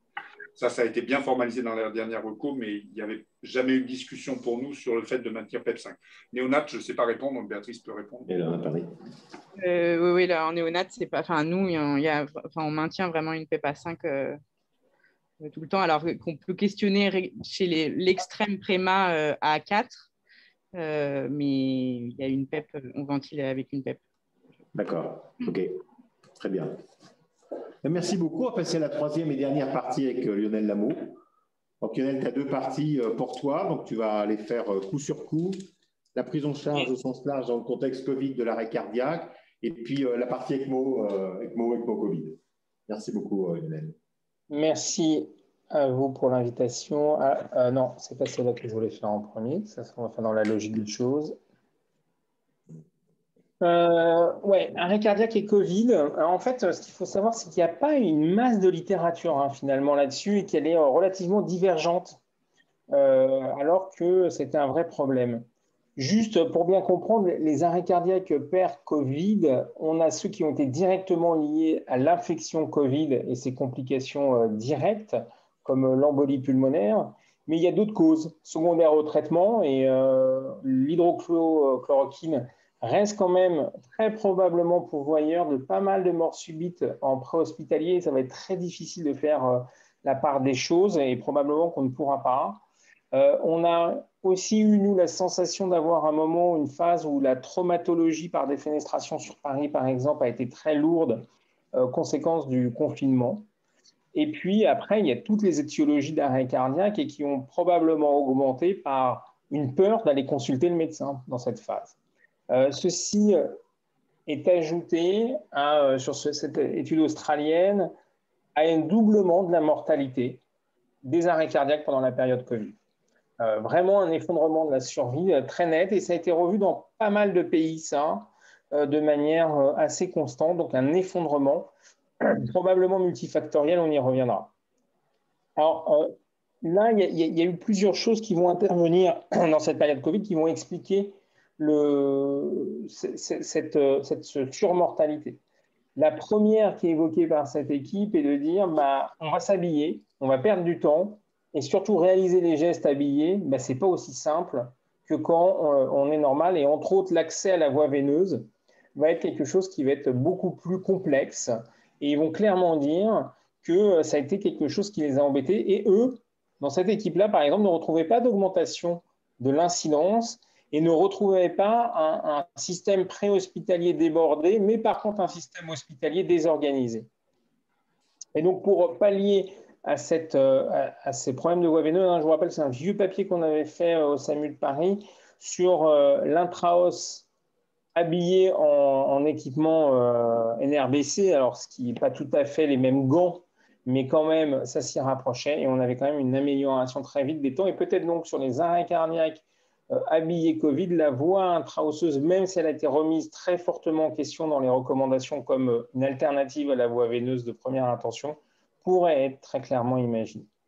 Après, l'autre question, c'est l'afflux massif d'appels. Est-ce qu'on a pu prendre en compte ces appels d'arrêt cardiaque au milieu du flux d'appels. Et je vous rappelle ce flux massif au mois de mars où on a explosé les compteurs à 81 000 appels par jour, voire de médicaux globalement. Ces pics d'appels sur l'Île-de-France, on va les retrouver très conjointement sur tous les départements en similaire. Et ça va faire quand même des pics où les soirs, on avait des compteurs. D'habitude, on a un compteur qui finit autour entre 2 et 3 000 appels. Et là, on finissait à 13 000 appels, le compteur à minuit, globalement. Ce qui était intéressant de voir, c'est qu'on avait là toujours les Covid, mais l'activité non Covid avait certes diminué en proportion, mais elle était encore présente. Et principalement pour les malades les plus graves, c'est rouge, c'est ce qui est Covid, et autre, c'est ce qui est gris. Et vous pouvez voir les moyennes glissantes. On avait quand même une activité, mais qui s'est clairement diminuée pendant cette semaine. Et on voit cette activité d'envoi d'ambulance qui est en rouge et en bleu sans ambulance au cours de cette première vague et qui va vraiment avoir l'effet lockdown du confinement, très clairement une baisse de l'incidence. Et on voit d'ailleurs cet écart des Covid un peu moins graves qui vont rester à la maison un peu plus tard. Est-ce que c'est parce qu'on connaît mieux la maladie?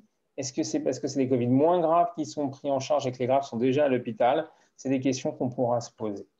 Et donc, pour pouvoir absorber ces flux d'arrêt cardiaque et les dépister le moins possible, voilà comment on avait changé nos pratiques. Je vous rappelle qu'habituellement, quand vous appelez le 15, vous avez un assistant de régulation médicale qui va prendre les premières coordonnées et voir ce qui se passe. Là, quand les gens appelaient, déjà, il fallait qu'ils arrivent à appeler. On a augmenté les capacités d'appel x4. C'est-à-dire que les gens n'arrivaient même plus à arriver jusqu'au SAMU tellement ils appelaient. On a mis en place un serveur vocal. Si les gens disaient « ce n'est pas du Covid », ils étaient sur une autre voie. Donc, il y a une voie préservée. Donc, un malaise grave sur la voie publique, il arrivait par cette voie-là et donc elle était préservée. Si c'était du Covid, on avait mis en place un fameux, ce qu'on appelle N1, N2. Un N1, c'est un décroché très rapide qui allait voir est-ce que c'est grave ou c'est pas grave. C'est pas grave, attendez, je vais raccrocher. Pour la première fois, le SAMU a raccroché aux gens et on leur envoyait un SMS et ce SMS donnait des informations et il rappelait que s'il y avait besoin et autrement, ils étaient régulés. Donc, ce flux permettait quand même d'absorber en principe le flux d'appels et surtout de dégager les détresses vitales au milieu du flux de renseignement. Et c'est fondamental puisque c'était une grosse discussion.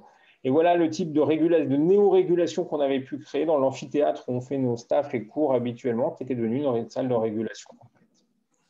Voilà les augmentations qu'on avait eues globalement. On passe progressivement en augmentation, mais ce n'est pas le but du sujet.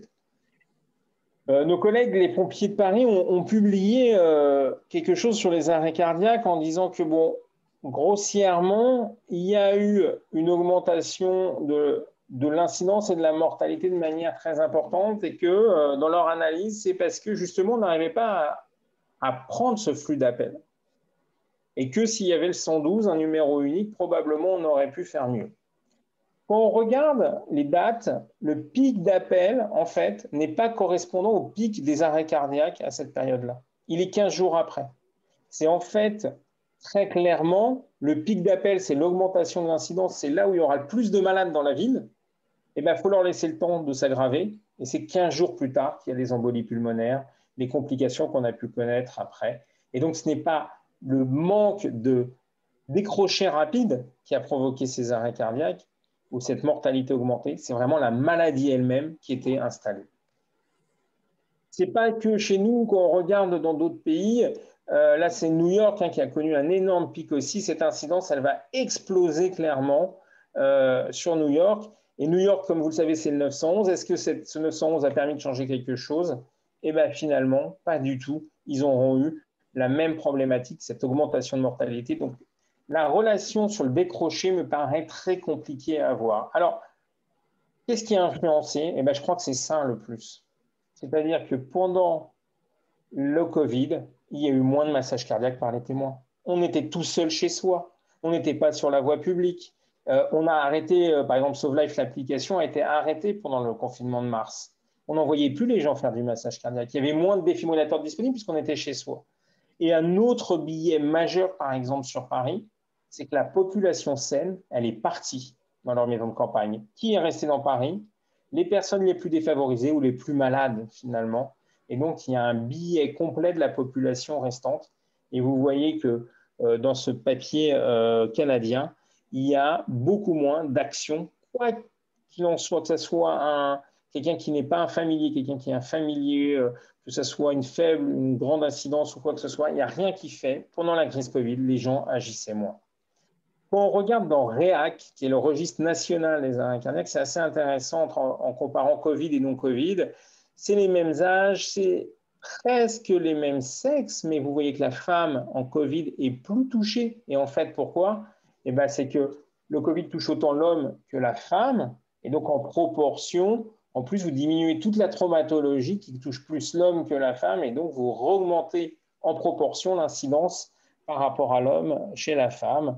Et vous voyez que la traumatologie pendant la période Covid, la première vague, a disparu complètement. C'est l'effet confinement, très clairement.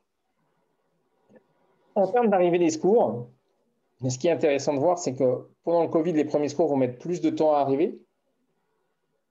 Là, pour le coup, c'est probablement une histoire d'habillement des premiers secours, même si ce n'est pas significatif. Le SMUR, lui, va mettre le même temps pour arriver globalement. C'est national, ce n'est pas que Paris. Et vous voyez que ce no-flow est significativement, quasiment, on est à la limite de la significativité, probablement par manque de puissance. Le no-flow augmente pendant la période Covid. C'est ce que je vous disais, il n'y a pas de témoins pour masser et pour aider. Et par contre, la réanimation est plus débutée quand c'est les pompiers pendant la période Covid par les pompiers de manière étrange. On n'a pas d'explication réelle à donner. Et la réanimation, c'est pareil pour le SMUR. Et ce qui est intéressant, c'est de voir l'effondrement de la survie pendant cette période Covid. Donc, on fait plus d'arrêts cardiaques et des arrêts cardiaques qui sont plus graves. Ils sont plus graves parce qu'ils sont moins massés avant et aussi probablement intrinsèquement. Faire un arrêt cardiaque d'un Covid qui est probablement un Covid hypoxique, c'est beaucoup plus grave qu'un trouble du rythme aigu sur un syndrome coronarien aigu. Chez l'enfant, un petit mot, il n'y a pas eu de changement malgré le Kawasaki syndrome-like. Il n'y a pas eu plus d'arrêt cardiaque a priori en population générale en pédiatrie. On avait fait quelques recommandations en avril, juste très rapidement. Pour le Basic Life Support, c'était surtout d'essayer de mettre un masque le plus étanche possible avec ce qu'on appelle le VE pour bien faire l'étanchéité du masque. Ça, c'était le point qui changeait. Et pour l'Advance, là, pour le coup, il faut intuber le plus vite possible. C'est pour protéger tout le monde, on intube le plus vite possible. Et si elle est retardée, on essaie de faire des choses pour éviter. Évidemment, dans tous les cas, on revêt les EPI. En priorité, c'est se protéger qui est le fondamental.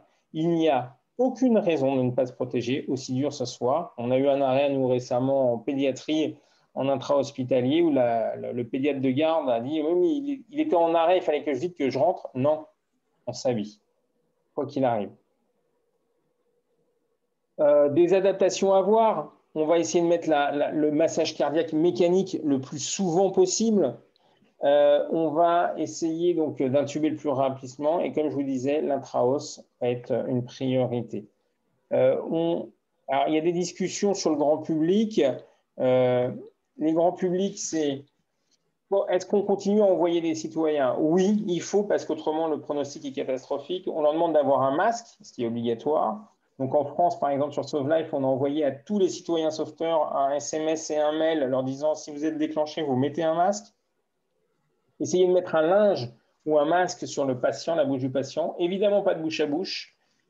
On ne fait pas de ventilation, on ne fait pas de vérification de la ventilation qui impose d'avoir la tête sur le visage de la personne qui a l'arrêt cardiaque. Et on avait distingué deux zones. Celle à circulation faible, à l'époque, c'était comme ça que le gouvernement distinguait les choses, où on envoyait les gens. Et pour les hautes circulations, on les envoyait que pour faire la défibrillation, pour ne pas prendre de risque, puisque la défibrillation était considérée comme à faible transmission virale. Il y a un papier qui dit maintenant le contraire, que c'est le massage qui est à faible transmission et c'est la défibrillation qui est à haute. Alors, ça change assez fréquemment, mais pour l'instant, on garde un peu ces idées-là. Ça nous a permis aussi d'innover, de prévenir. Pourquoi de prévenir? En fait, on s'est aperçu que probablement une partie de nos arrêts cardiaques étaient des arrêts cardiaques hypoxiques sur des gens plutôt jeunes qu'on avait laissés à la maison. Et à l'époque, le saturomètre, rappelons-nous, mars de l'année dernière, n'était pas aussi généralisé. Et c'est pour ça qu'on avait mis en place ces unités de télémédecine, d'ailleurs qu'on a conservées maintenant, pour aller voir les gens et permettre une prise de saturation rapide en ville et avec une mallette de télémédecine maintenant qui permet d'aller même plus loin que ça, puisque la SCG, le stéto, le dossier médical partagé, vous voyez, et même l'échographe pour l'infirmier. L'autre point, c'est d'essayer d'anticiper. On a mis en place des critères de gravité de l'épidémie. Et vous voyez que le nombre d'appels au SAMU est l'un des tout premiers critères qui va apparaître dans l'épidémie. Donc, c'est à nous de crier et de sonner l'alerte dès qu'on commence à avoir ce critère-là. Et l'autre point pour nous en régulation, parce que si on veut éviter que les gens fassent des arrêts cardiaques, il faut détecter ceux qui sont à risque.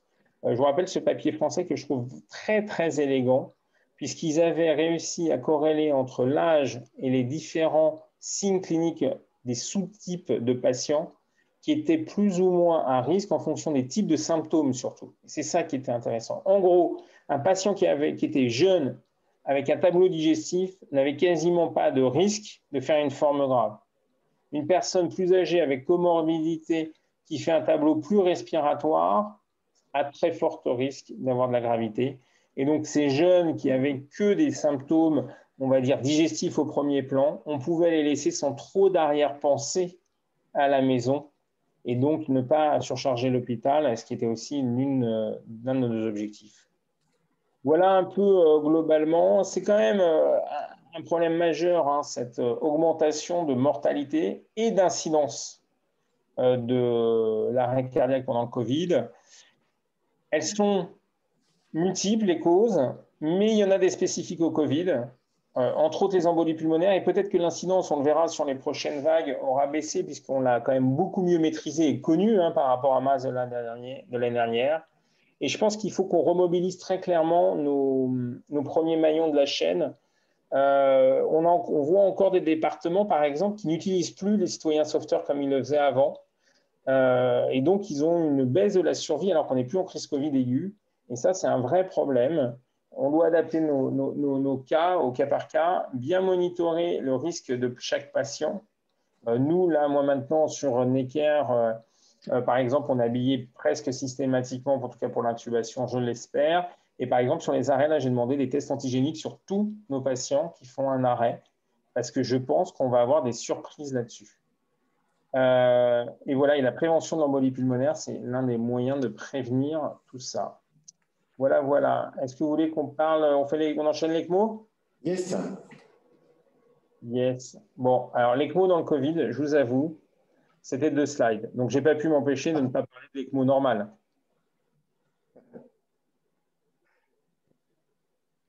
Alors je parle vraiment de l'ECMO dans l'arrêt cardiaque, l'ICPR, pas l'ECMO véno-veineuse, ce qui est vraiment un autre sujet dans nos affaires. Je vous rappelle que dans les recommandations, dans les dernières, l'ECMO, le CPR est vraiment mise en avant, elle est considérée.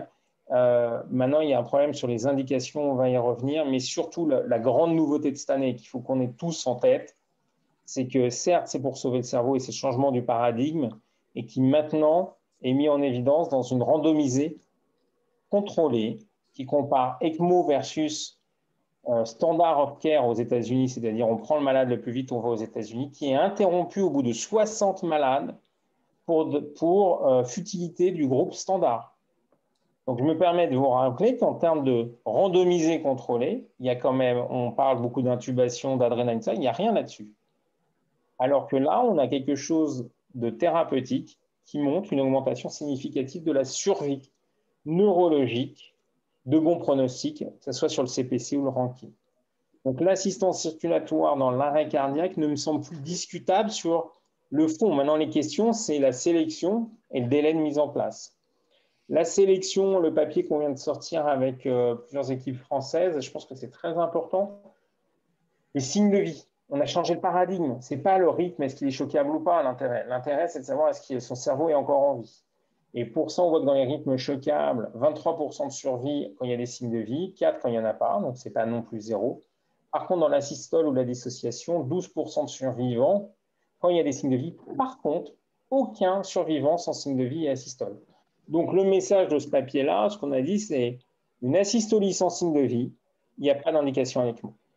Ça, c'est bien clair. Pour la première fois, on a quelque chose. Et signe de vie, on entend quoi? Réaction à la lumière, pupillaire, conscience, et GASP, quel que soit leur rythme. Et beaucoup de protocoles aujourd'hui excluent par exemple systématiquement les asystolies. Et vous voyez qu'une asystolie avec signe de vie, c'est 12% de survivants, quoi. Ça serait quand même fou de les exclure. Et c'est français. Donc voilà ce qu'on fait nous au SAMU de Paris, les critères d'indication, c'est signe de vie, les hypothermies, les intoxications et l'anesthésie générale, on va à l'assistance. Pour les autres, vous voyez qu'on ne met pas d'âge, on parle de comorbidité. Et s'il y a un no-flow strict de moins de 5 minutes, et moins de 5 minutes, ça veut dire en gros l'arrêt devant les pompiers, je vous rappelle que 10% des arrêts sur Paris Petite Couronne ont lieu devant un premier secours ou le SAMU. Donc ce n'est pas rare que le rythme est bien un rythme choquable ou une dissociation, une TCO2 supérieure à 10 et qu'on est à 60 minutes, on va aller vers l'assistance. Le délai, 60 minutes pour être en pompe entre effondrement et pompe. Donc, ça doit aller très vite. Et vous savez, la question maintenant, c'est la transition. Quand est-ce que je considère que la première ligne de traitement, le massage cardiaque des fibrillations, qui sont les seules choses qui ont montré une augmentation de la survie, est futile? C'est les copains de Minneapolis qui ont montré ça. On est autour de 20 minutes au maximum. On peut faire la transition vers l'assistance circulatoire. Et donc, la question qui se pose, c'est prendre le patient et foncer à l'hôpital pour ça. Deux questions, la sécurité. On roule à fond. Les études montrent 10 à 20% d'accidents. C'est quand même énorme. On n'a pas ces proportions-là, nous, à Paris. Et surtout, la qualité de la réanimation. Même avec le massage automatisé, les décélérations sont fatales pour le cerveau. Il y a un papier de Gruau canadien qui a montré, qui a comparé un groupe d'arrêt réanimé sur place par les paramédics versus le groupe amené à l'hôpital. Le groupe amené à l'hôpital, quand il est homogénéisé dans les deux groupes, a plus de mortalité. Donc, le transport a un effet négatif. Et puis, je ne vous apprends pas Paris, c'est un peu complexe de circuler. Et puis, je n'ose même pas imaginer autour de la Riboisière. Et c'est pour ça qu'on avait mis en place l'ECMO préhospitalière pour enlever ce trait rouge qui est le temps de transport vers l'hôpital. Et on va s'arranger pendant la première phase pour se la mettre en place. On peut le faire à peu près partout où on va passer ça. Vous en avez tous vu maintenant sur le terrain. Celle du Louvre, parce que les Américains, ils l'adorent. Ça les a permis. Puis surtout, là, il y a le peuple. La liberté guidant le peuple. Et le radeau de la Méduse, ça fait classe. Moi, j'adore. En termes de résultats, c'est ça qui est le plus important. 3% quand on ne sélectionne pas forcément les patients et qu'on ne fait pas le protocole. Le protocole, c'était ECMO préhospitalière, ADRE moins de 5 et Coro direct. Quand on commence à sélectionner avec les signes de vie, 19% de survivants CPC 1 ou 2, donc bon pronostic neurologique à la sortie de la réanimation. Et quand on sélectionne les protocoles, on est à 38%, à peu près comme les Nord-Américains ont vraiment des résultats qui sont quand même extrêmement intéressants. On avait regardé sur le registre Paris Petite Couronne du Centre d'expertise de la mort subite, 500 ECMO, intra et extra. Qu'est-ce qu'on avait retrouvé? Sur les arrêts cardiaques, on avait quasiment 9% de survivants avec la première ligne de traitement conventionnelle. Et la deuxième ligne de traitement, qui est l'ECMO, a aussi 9%. Alors on peut dire que c'est égal, mais non, ce n'est pas égal, parce que l'ECMO ne traite que ceux qui sont en échec de la première ligne conventionnelle. C'est comme si en cancéro, là, votre première ligne de chimiothérapie était en échec et vous disiez, j'en fais une deuxième et elle va avoir le même pourcentage que la première ligne. Et on avait regardé les facteurs associés à la survie, c'était l'ECMO préhospitalière. L'autre intérêt de la préhospitalière, c'est qu'on peut aller loin en hélicoptère. Là, c'était Argenteuil, mais globalement, on a sur une petite série des survivants chez les patients qui n'avaient avant aucun espoir thérapeutique parce qu'ils étaient trop loin. Et il y a une stratégie qui est un peu intermédiaire que les gens de Minneapolis ont décrit, qui sont, on prend le patient, on fonce à l'hôpital de proximité, l'ECMO va dans l'hôpital de proximité, au lieu de la poser en préhospitalier, on la pose dans le premier hôpital de proximité avec l'équipe d'ECMO qui vient du centre de référence. Ça, on avait décrit comment on s'organisait, vous l'avez déjà vu en préhospitalier, on est une équipe de 3, un médecin de l'ECMO, un IAD et un aide-soignant, et on va demander au médecin qui est le médecin en charge du patient de venir nous aider et qui est le leader, parce que c'est son patient initialement, nous on est là pour aider, mais ça reste son patient. En termes de coût, parce que c'est la question qui nous est souvent posée, c'est assez intéressant, le coût des patients qui reprennent une activité cardiaque, c'est le gros point noir, et les ECMO, c'est en dessous. Ça coûte moins cher par année de vie sauvée, on en parle en Cali, vous savez. Pourquoi? Parce qu'un patient qui a une récupération d'activité cardiaque spontanée, il va rester longtemps en réanimation. Une ECMO, ça coûte très cher au début, mais ils meurent très vite quand ils doivent mourir. en 24-48, ils sont morts. Donc, voilà, ça équilibre les choses et on ne parle même pas de don d'organes là-dedans, qui pourtant est quelque chose qui… on en a regardé, nous, on a 30% de donneurs et là, on vient de finir la série. On a contrôlé nos donneurs à plus d'1 an pour savoir la qualité de l'organe qu'on a greffé aux gens. Ils sont très bons, voire meilleurs que ceux en mort encéphalique parce qu'on a les temps, entre guillemets, de les refroidir et de passer l'orage cytokinique. Donc, c'est peut-être une nouvelle source d'organes extrêmement importante et ça pose plein de nouvelles questions. Et je pense qu'il faut qu'on change un peu notre vision des choses. Vous savez, classiquement, on dit dans l'arrêt cardiaque qu'on a une phase électrique pour avoir un retour d'activité cardiaque spontanée. La phase circulatoire, on masse pour avoir leur axe. Et puis, après 10 minutes, une phase métabolique. Je mets une boîte à outils, c'est l'intubation, l'adresse que vous voulez. Et à 16 minutes, les choses se jouent. Soit ils sont morts, soit ils ont une reprise d'activité cardiaque, ils vont à l'hôpital, ils survivent ou ils meurent, ou ils font un don d'organes. Je pense qu'on peut changer notre vision en disant qu'il y a une première ligne de traitement qui est massée défibrillée, qui n'a qu'un but, c'est reprise d'activité cardiaque spontanée. Et à 10 minutes, on passe sur le cerveau avec l'ECMO. Et une fois qu'ils sont sous ECMO, on les évalue tranquillement à l'hôpital. Est-ce qu'ils vont mourir, est-ce qu'ils vont vivre ou pouvoir être des donneurs? C'est vraiment un changement de philosophie sur l'arrêt cardiaque, je pense. Il n'y a pas que nous. Albuquerque le font aussi, les Espagnols aussi, plein de gens le font en Europe. Les Américains s'y mettent. Voilà le dernier joujou de Minneapolis, le camion. Alors, on se foutait de ma gueule quand je faisais de l'ECMO préhospitalière.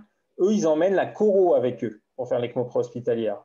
Donc, c'est un camion Coro ECMO à 18 millions de dollars. Ils ne jouent pas dans la même cour que nous, hein, quand même. Mais par contre, tout ça, ça s'inscrit dans un plan global d'arrêt cardiaque où il faut qu'on forme les gens, parce que faire de l'ECMO sans former les gens, ça n'a pas de sens. Il faut qu'il y ait une application pour qu'ils aillent masser. Et derrière, on peut parler d'ECMO uniquement. Alors, le Covid là-dedans et l'ECMO, nous, ce qu'on a repéré, on n'a jamais arrêté de faire des ECMO préhospitalières. On a toujours maintenu le niveau avec un circuit disponible. C'était une volonté forte de notre part, en disant que sur le plan éthique, on a plus de 30% de survivants CPC 1 ou 2 quand on respecte nos critères d'indication. Il était hors de question de dire quel est le pronostic d'un patient mis sous véno-veineuse d'un SDRA sévère Covid. Donc, éthiquement, on a pris le choix de garder cette stratégie. On a eu une baisse significative du nombre d'indications sur 2020, sur le début 2020, ce n'était pas l'année entière. Donc, on a eu une baisse. Et quand on regarde un peu la littérature là-dessus, alors on a eu quand même des belles histoires, hein, vous voyez, comme cette femme enceinte qui en a posé une ECMO en arrêt qui a permis de sauver maman et bébé. Mais surtout, ce qui était intéressant, c'était le point de vue qui a été donné et qui disait qu'il fallait continuer à faire de l'ECMO d'arrêt cardiaque. Il fallait clairement ne pas lancer des nouveaux programmes actuellement, mais qu'il fallait évidemment continuer cette SIPR en réfléchissant bien évidemment aux indications et être très restrictif. Mais c'est ce qu'on fait quasiment déjà aujourd'hui. Voilà en gros le message que je voulais vous faire passer. Merci de votre attention. Merci beaucoup, Lionel. Tu peux enlever le partage, si tu veux bien, merci. Vous avez des questions?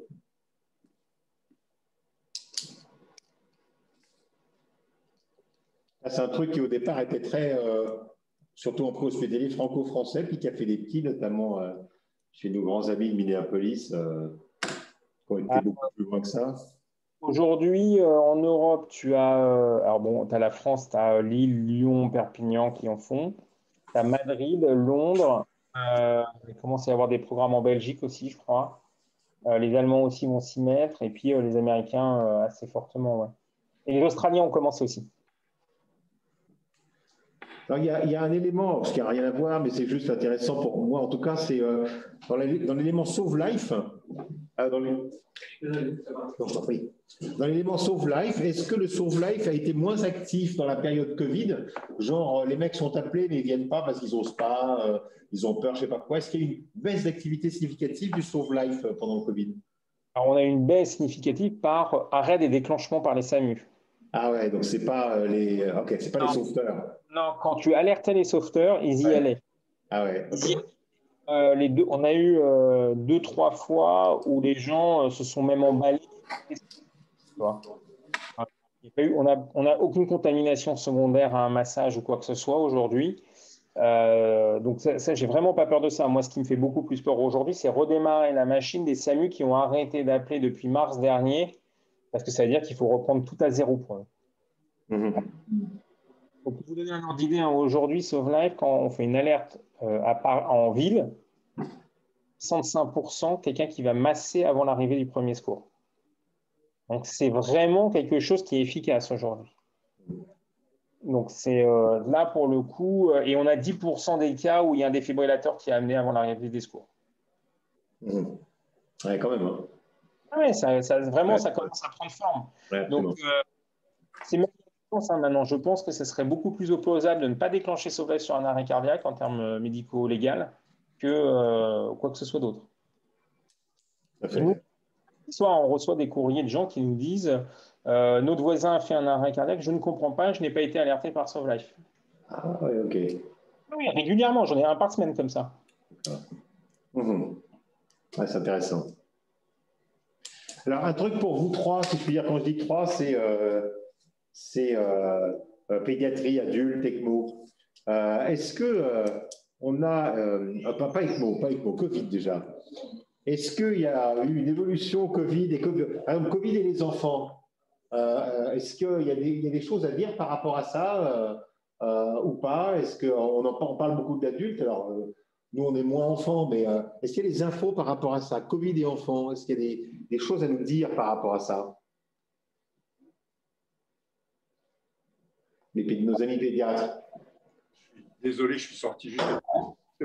Tu disais Covid et enfants? Oui, Covid et enfants, est-ce qu'il y a, on a beaucoup parlé de l'adulte là, mais est-ce que nous, les enfants, il y a des choses sur l'épidémiologie, sur tout ça? Oh ben, je crois que vous avez entendu parler, donc Covid enfants, très très peu, Covid très malade, deux formes Covid respiratoires, très très peu aussi, les rares cas, surtout sur le bassin parisien, mais nos collègues partout en France et même en Europe, c'est des patients immunodéprimés ou très fragiles. Et on retombe par contre, et pour l'instant, la deuxième vague, on n'a pas vu arriver, on retombe par contre sur le syndrome de réponse inflammatoire post-Covid, ce qu'on avait appelé initialement Kawasaki, où là, effectivement, nous, on en a eu beaucoup, les collègues de Necker aussi, avec une meilleure connaissance maintenant, très clairement, et une agressivité dans les traitements qui a bien diminué. On les connaît mieux, on sait comment ça évolue. On sait qu'ils ont une dysfonction myocardique, mais qu'en pratique, ils circulent plutôt pas si mal. Des petites hypotensions pour l'âge, et ça va plutôt pas mal. Donc, il y a quelques cas qui ont mal tourné, mais c'est vraiment très peu. Et on arrive, nous, maintenant, à les gérer. Au départ, on les laissait tous venir. Au départ, on est très, très agressif. Et puis maintenant, avec les biomarqueurs, la surveillance clinique et puis les recos qui sont sortis partout, on les laisse même dans leurs services d'urgence ou leurs hôpitaux qui nous appellent pour les référencer et on gère avec eux. Et donc, on retombe sur état circulatoire, état ventilatoire et biomarqueurs, la troponine, et si possible, l'écho-cœur le lendemain matin. Mais voilà. Donc, non, je ne crois pas que je rate quelque chose. Toujours peu de choses aiguës, et plutôt du post-Covid que pour l'instant, on n'a pas vu arriver sur ce coup-là.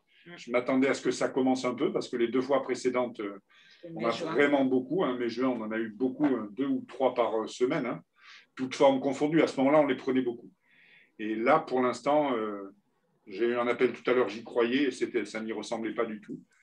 Et donc, une présentation, si vous avez vu un peu les papiers, digestives, fièvre prolongée pendant 5 jours, des douleurs abdominales, des tableaux pseudo-chirurgicaux qui, il y a 1 an, nous ont fait beaucoup évoquer ça et des laparotomies blanches, beaucoup.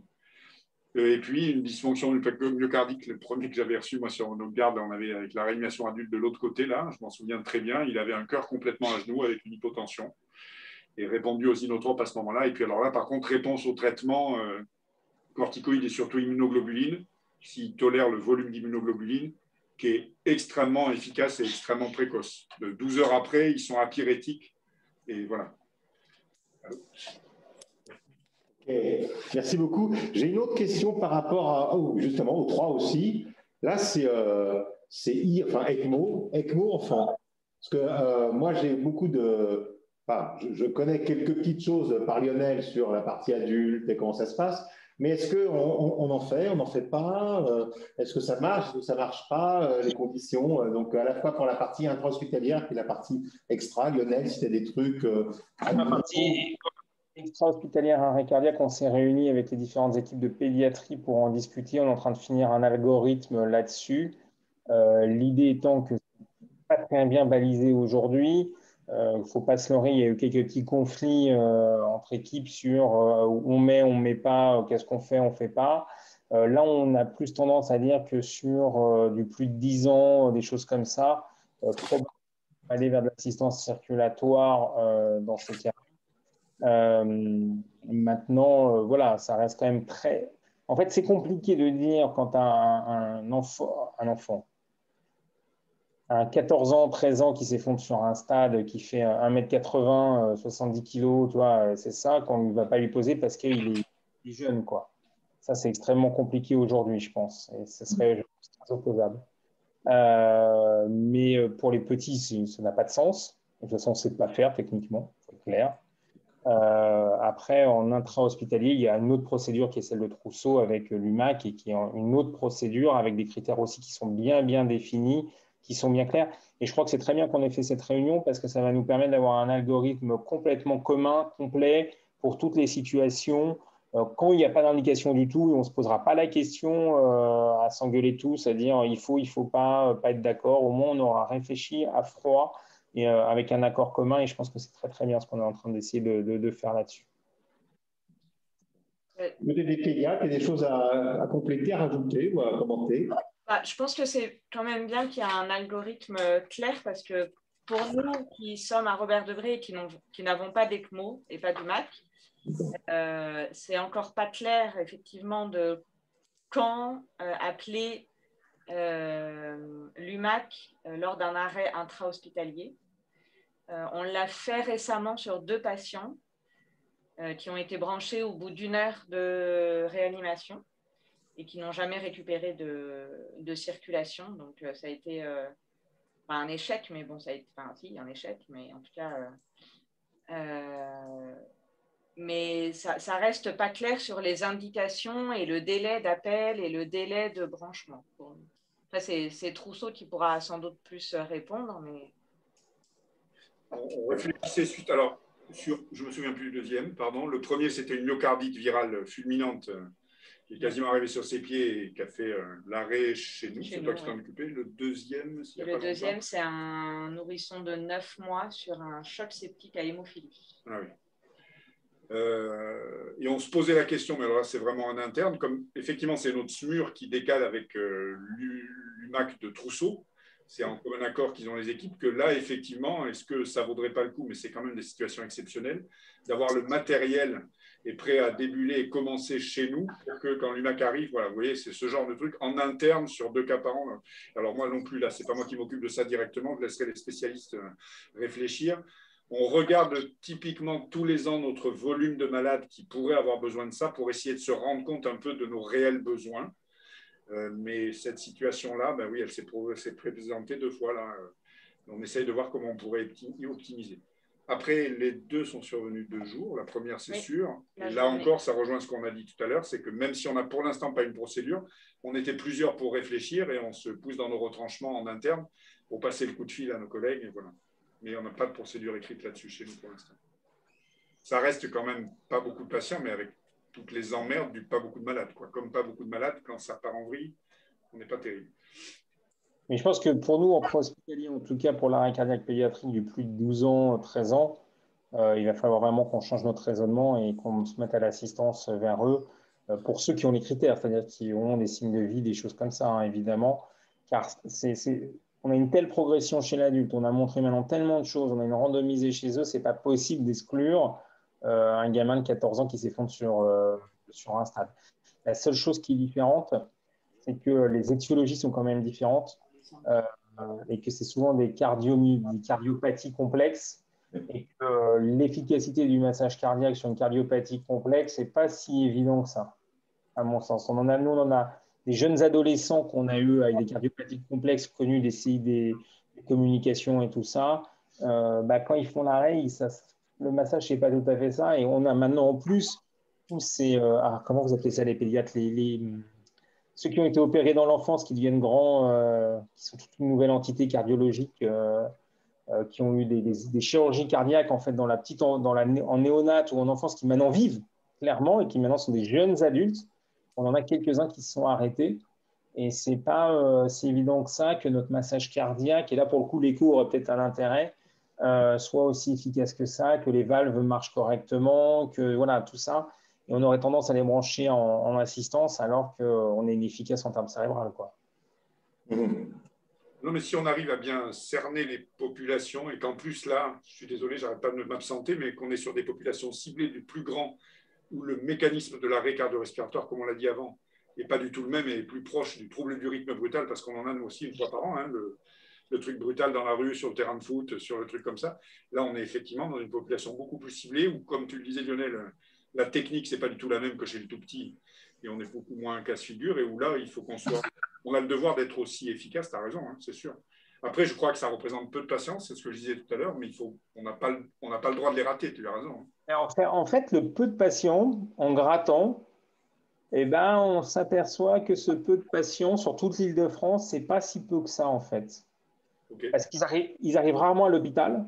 C'est souvent des situations très traumatisantes en plus pour les SMUR. C'est comme ça qu'on est au courant, nous, a posteriori, où on nous demande qu'est-ce que vous auriez fait, et finalement, je ne suis pas sûr qu'il n'y en ait pas, je ne sais pas, toute petite dizaine, par exemple, qui pourraient être éligibles. Ce n'est pas énorme, hein.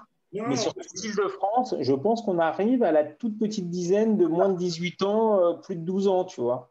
Qui s'effondrent sur un terrain de sport, qui ont une cardiopathie qui était connue. Hein. On en a fait un récemment qui avait une cardiopathie connue, qui avait le DAI et compagnie. Mais voilà, c'est une petite proportion, mais je pense qu'on se doit effectivement de faire quelque chose. Oui, ça ne m'étonne pas parce que nous, je touche du bois, ça fait 1 an ou demi qu'on n'a pas eu, mais c'était sans doute un parent aussi. Soit le trouble du rythme très sévère, soit effectivement les antécédents de chirurgie cardiaque, malaise grave à l'effort. Donc, ça ne m'étonne pas ce que tu dis là, une petite dizaine, ça ne m'étonnerait pas du tout. Donc, on est bien. Il y a des questions dans ceux qui nous écoutent. N'hésitez pas. Hein. Moi, je terminerai, moi, tu en as peut-être, je ne sais pas. En tout cas, j'ai juste 2 petits trucs rapides, toujours pour revenir à l'ECMO. Tu nous montrais une diapo, Lionel, sur si on sélectionne peu, si on sélectionne un peu plus, et si on sélectionne beaucoup, ben forcément, tu améliores la survie. Mais combien de temps laisse de côté, si je puis dire? Est-ce que tu peux faire, ouais, je sélectionne beaucoup, le taux de survie est super génial. Enfin, si tu en laisses de côté beaucoup, bon, ça peut être intéressant, mais il faut voir, quoi. Alors, oui, on en laisse beaucoup de côté, clairement. Mais c'est, je pense, maintenant la deuxième étape. C'est-à-dire que là, on a fait la première étape qui était de montrer conceptuellement que de faire de l'ECMO sur un arrêt cardiaque qui ne répond pas, ils survivent. Et je suis d'accord avec toi, quand tu affiches 30 à 40% de survivance, que toutes les séries en ce moment sortent, c'est qu'on sursélectionne. Ce n'est pas normal. On devrait avoir d'autres patients qu'on sauverait, mais que dans la masse, du coup, notre proportion, notre pourcentage va diminuer. Et d'autant plus que maintenant, on sait qu'en termes de dons d'organes, on en a 30% qui passent en mort encéphalique avec des organes qui sont de bonne qualité. Ça pose quand même beaucoup de questions derrière de dire, bon, bah, élargissons, franchement, et voyons ce qui se passe et soyons rétrospectifs sur les critères de mise en pompe. Parce qu'aujourd'hui, c'est quand même comme ça. Hein. Je veux dire, il y a les signes de vie là qu'on vient de publier, mais globalement, il n'y a pas une équipe qui fait la même chose. Par exemple, nous, on est les seuls à cannuler les asystolies. C'est pour ça qu'on a fait le papier là-dessus, parce que je voulais qu'on montre qu'une asystolie avec signe de vie, c'était des gens qui pouvaient survivre, parce que conceptuellement, si tu te bases sur le rythme cardiaque, c'est que tu n'as pas compris que tu avais changé ton paradigme et que tu réanimais un cerveau et pas le cœur. Donc moi, là, pour être très honnête avec toi, j'ai déposé déjà un PHRC qu'on n'avait pas finalisé, mais on va le refaire là, sur branchons tous les moins de 55 ans qui ont moins de 10 minutes de nos flots suspectés en ECMO, voyons ce qui se passe. Et moi, mon critère principal, c'est pour ça que là, il est un peu osé, c'est combien de dons d'organes. Oui. Puisque tu auras enlevé de la série ceux qui ont une indication formelle à l'ECMO, c'est-à-dire signe de vie. Ceux-là, on ne peut pas se permettre de jouer avec eux. Donc là, on change un peu les choses. Mais je pense qu'on était obligé de passer par cette étape de sursélection pour convaincre les gens que ça pouvait avoir un effet. Et maintenant, les deux questions qui se posent, c'est les délais et la sélection, effectivement. Et le délai, en fait, on a la réponse. C'est plus que de l'organisationnel. Il y a des stratégies différentes, mix, préhospitalière. Je m'en fous, en fait, moi, comment on l'a fait du moment que le mec, il l'a la plus tôt possible. Les Anglais, eux, il faut qu'elles soient en pompe moins de 20 minutes après l'arrêt cardiaque, hein, quasiment. C'est donc, ils cannulent tout de suite. Ils disent 3 chocs et c'est fini, quoi. On ne fait pas d'adré, on s'en fout de l'adré, on s'en fout de ça. On y va. L'adré n'a pas montré de supériorité dans les études randomisées sur la survie avec bon pronostic neurologique. L'ECMO vient de le montrer. Pourquoi s'embêter à ça? Donc, c'est effectivement, maintenant, c'est la deuxième étape, je pense. C'est comment avoir la bonne indication et probablement l'élargir. Et comment mieux réanimer un patient pour qu'il arrive le plus sainement possible, entre guillemets, à l'ECMO. Aujourd'hui, quand je fais des gaz du sang systématiques pré-ECMO, ils sont catastrophiques. On ventile très mal nos malades, globalement. Au bas-vu, intubé ou quoi que ce soit, on ne sait pas les ventiler correctement. Et je suis sûr que, par exemple, on a toute une partie des patients qui repartent par bonne ventilation par l'ECMO, en fait, par l'oxygénation par rapport. Ouais. Ah, c'est intéressant, ça, oui, tout à fait. Je pense qu'il y a une partie, c'est de l'oxygénation qu'on leur donne. Ouais. Pourquoi on pense ça? C'est que c'est les travaux qu'on a fait avec Richard, avec JC et tout ça, parce que je lui avais donné mes gaz du sang. C'est l'histoire de la PEP et tout ça, c'est parce que je lui avais dit, mais je ne comprends pas, j'en ai, ils ont 100 de capnie, et pourtant ils sont bien ventilés, ils sont intubés, j'ai tout fait bien, je ne comprends pas. C'est comme ça qu'on a fait l'ouverture des bronches. Ouais. Et là-dessus, on a eu 2-3 cas où on a fait des véno-veineuses, sans le vouloir. Et le mec, il est reparti. Et donc, soit c'est la décharge du cœur droit, hémodynamiquement, soit c'est l'oxygénation, et je crois que c'est l'oxygénation. D'accord. Ouais, c'est intéressant. OK. Et je pense que vraiment, il faut qu'on élargisse, en tout cas, l'indication. Ouais, tout à fait, je suis d'accord. Et une toute dernière question, mais ça, c'est pour la définition. Tu dis asystolie avec signe de survie, mais pendant combien de temps? Il y a un délai, il y a une durée ou, avec signe de vie? Oui, avec signe de survie, pardon, avec signe de vie. Oui. C'est au moment de la pause. C'est uniquement au moment de la pause. Avoir l'indication de la pause de l'ECMO, est-ce qu'il y a un signe de vie, oui ou non? S'il l'a eu, le cerveau est mort, pour moi. D'accord, ok, c'est à ce moment-là, d'accord. C'est vraiment au moment de la pause. D'accord, c'est intenté, ok. Parfait. Allez. D'autres questions? Commentaires? Non, mais écoutez, on a pile poil à 2h, à 19h. Je suis très content de cette petite réunion que nous avons pu avoir en visio. C'est toujours intéressant de discuter de ces petites nouveautés. Merci à Hilary pour avoir préparé un peu tout ça. C'est toujours un peu complexe avec beaucoup de monde. Merci à ceux qui ont été invités, les pédiatres, les adultes, les préhospitaliers, etc.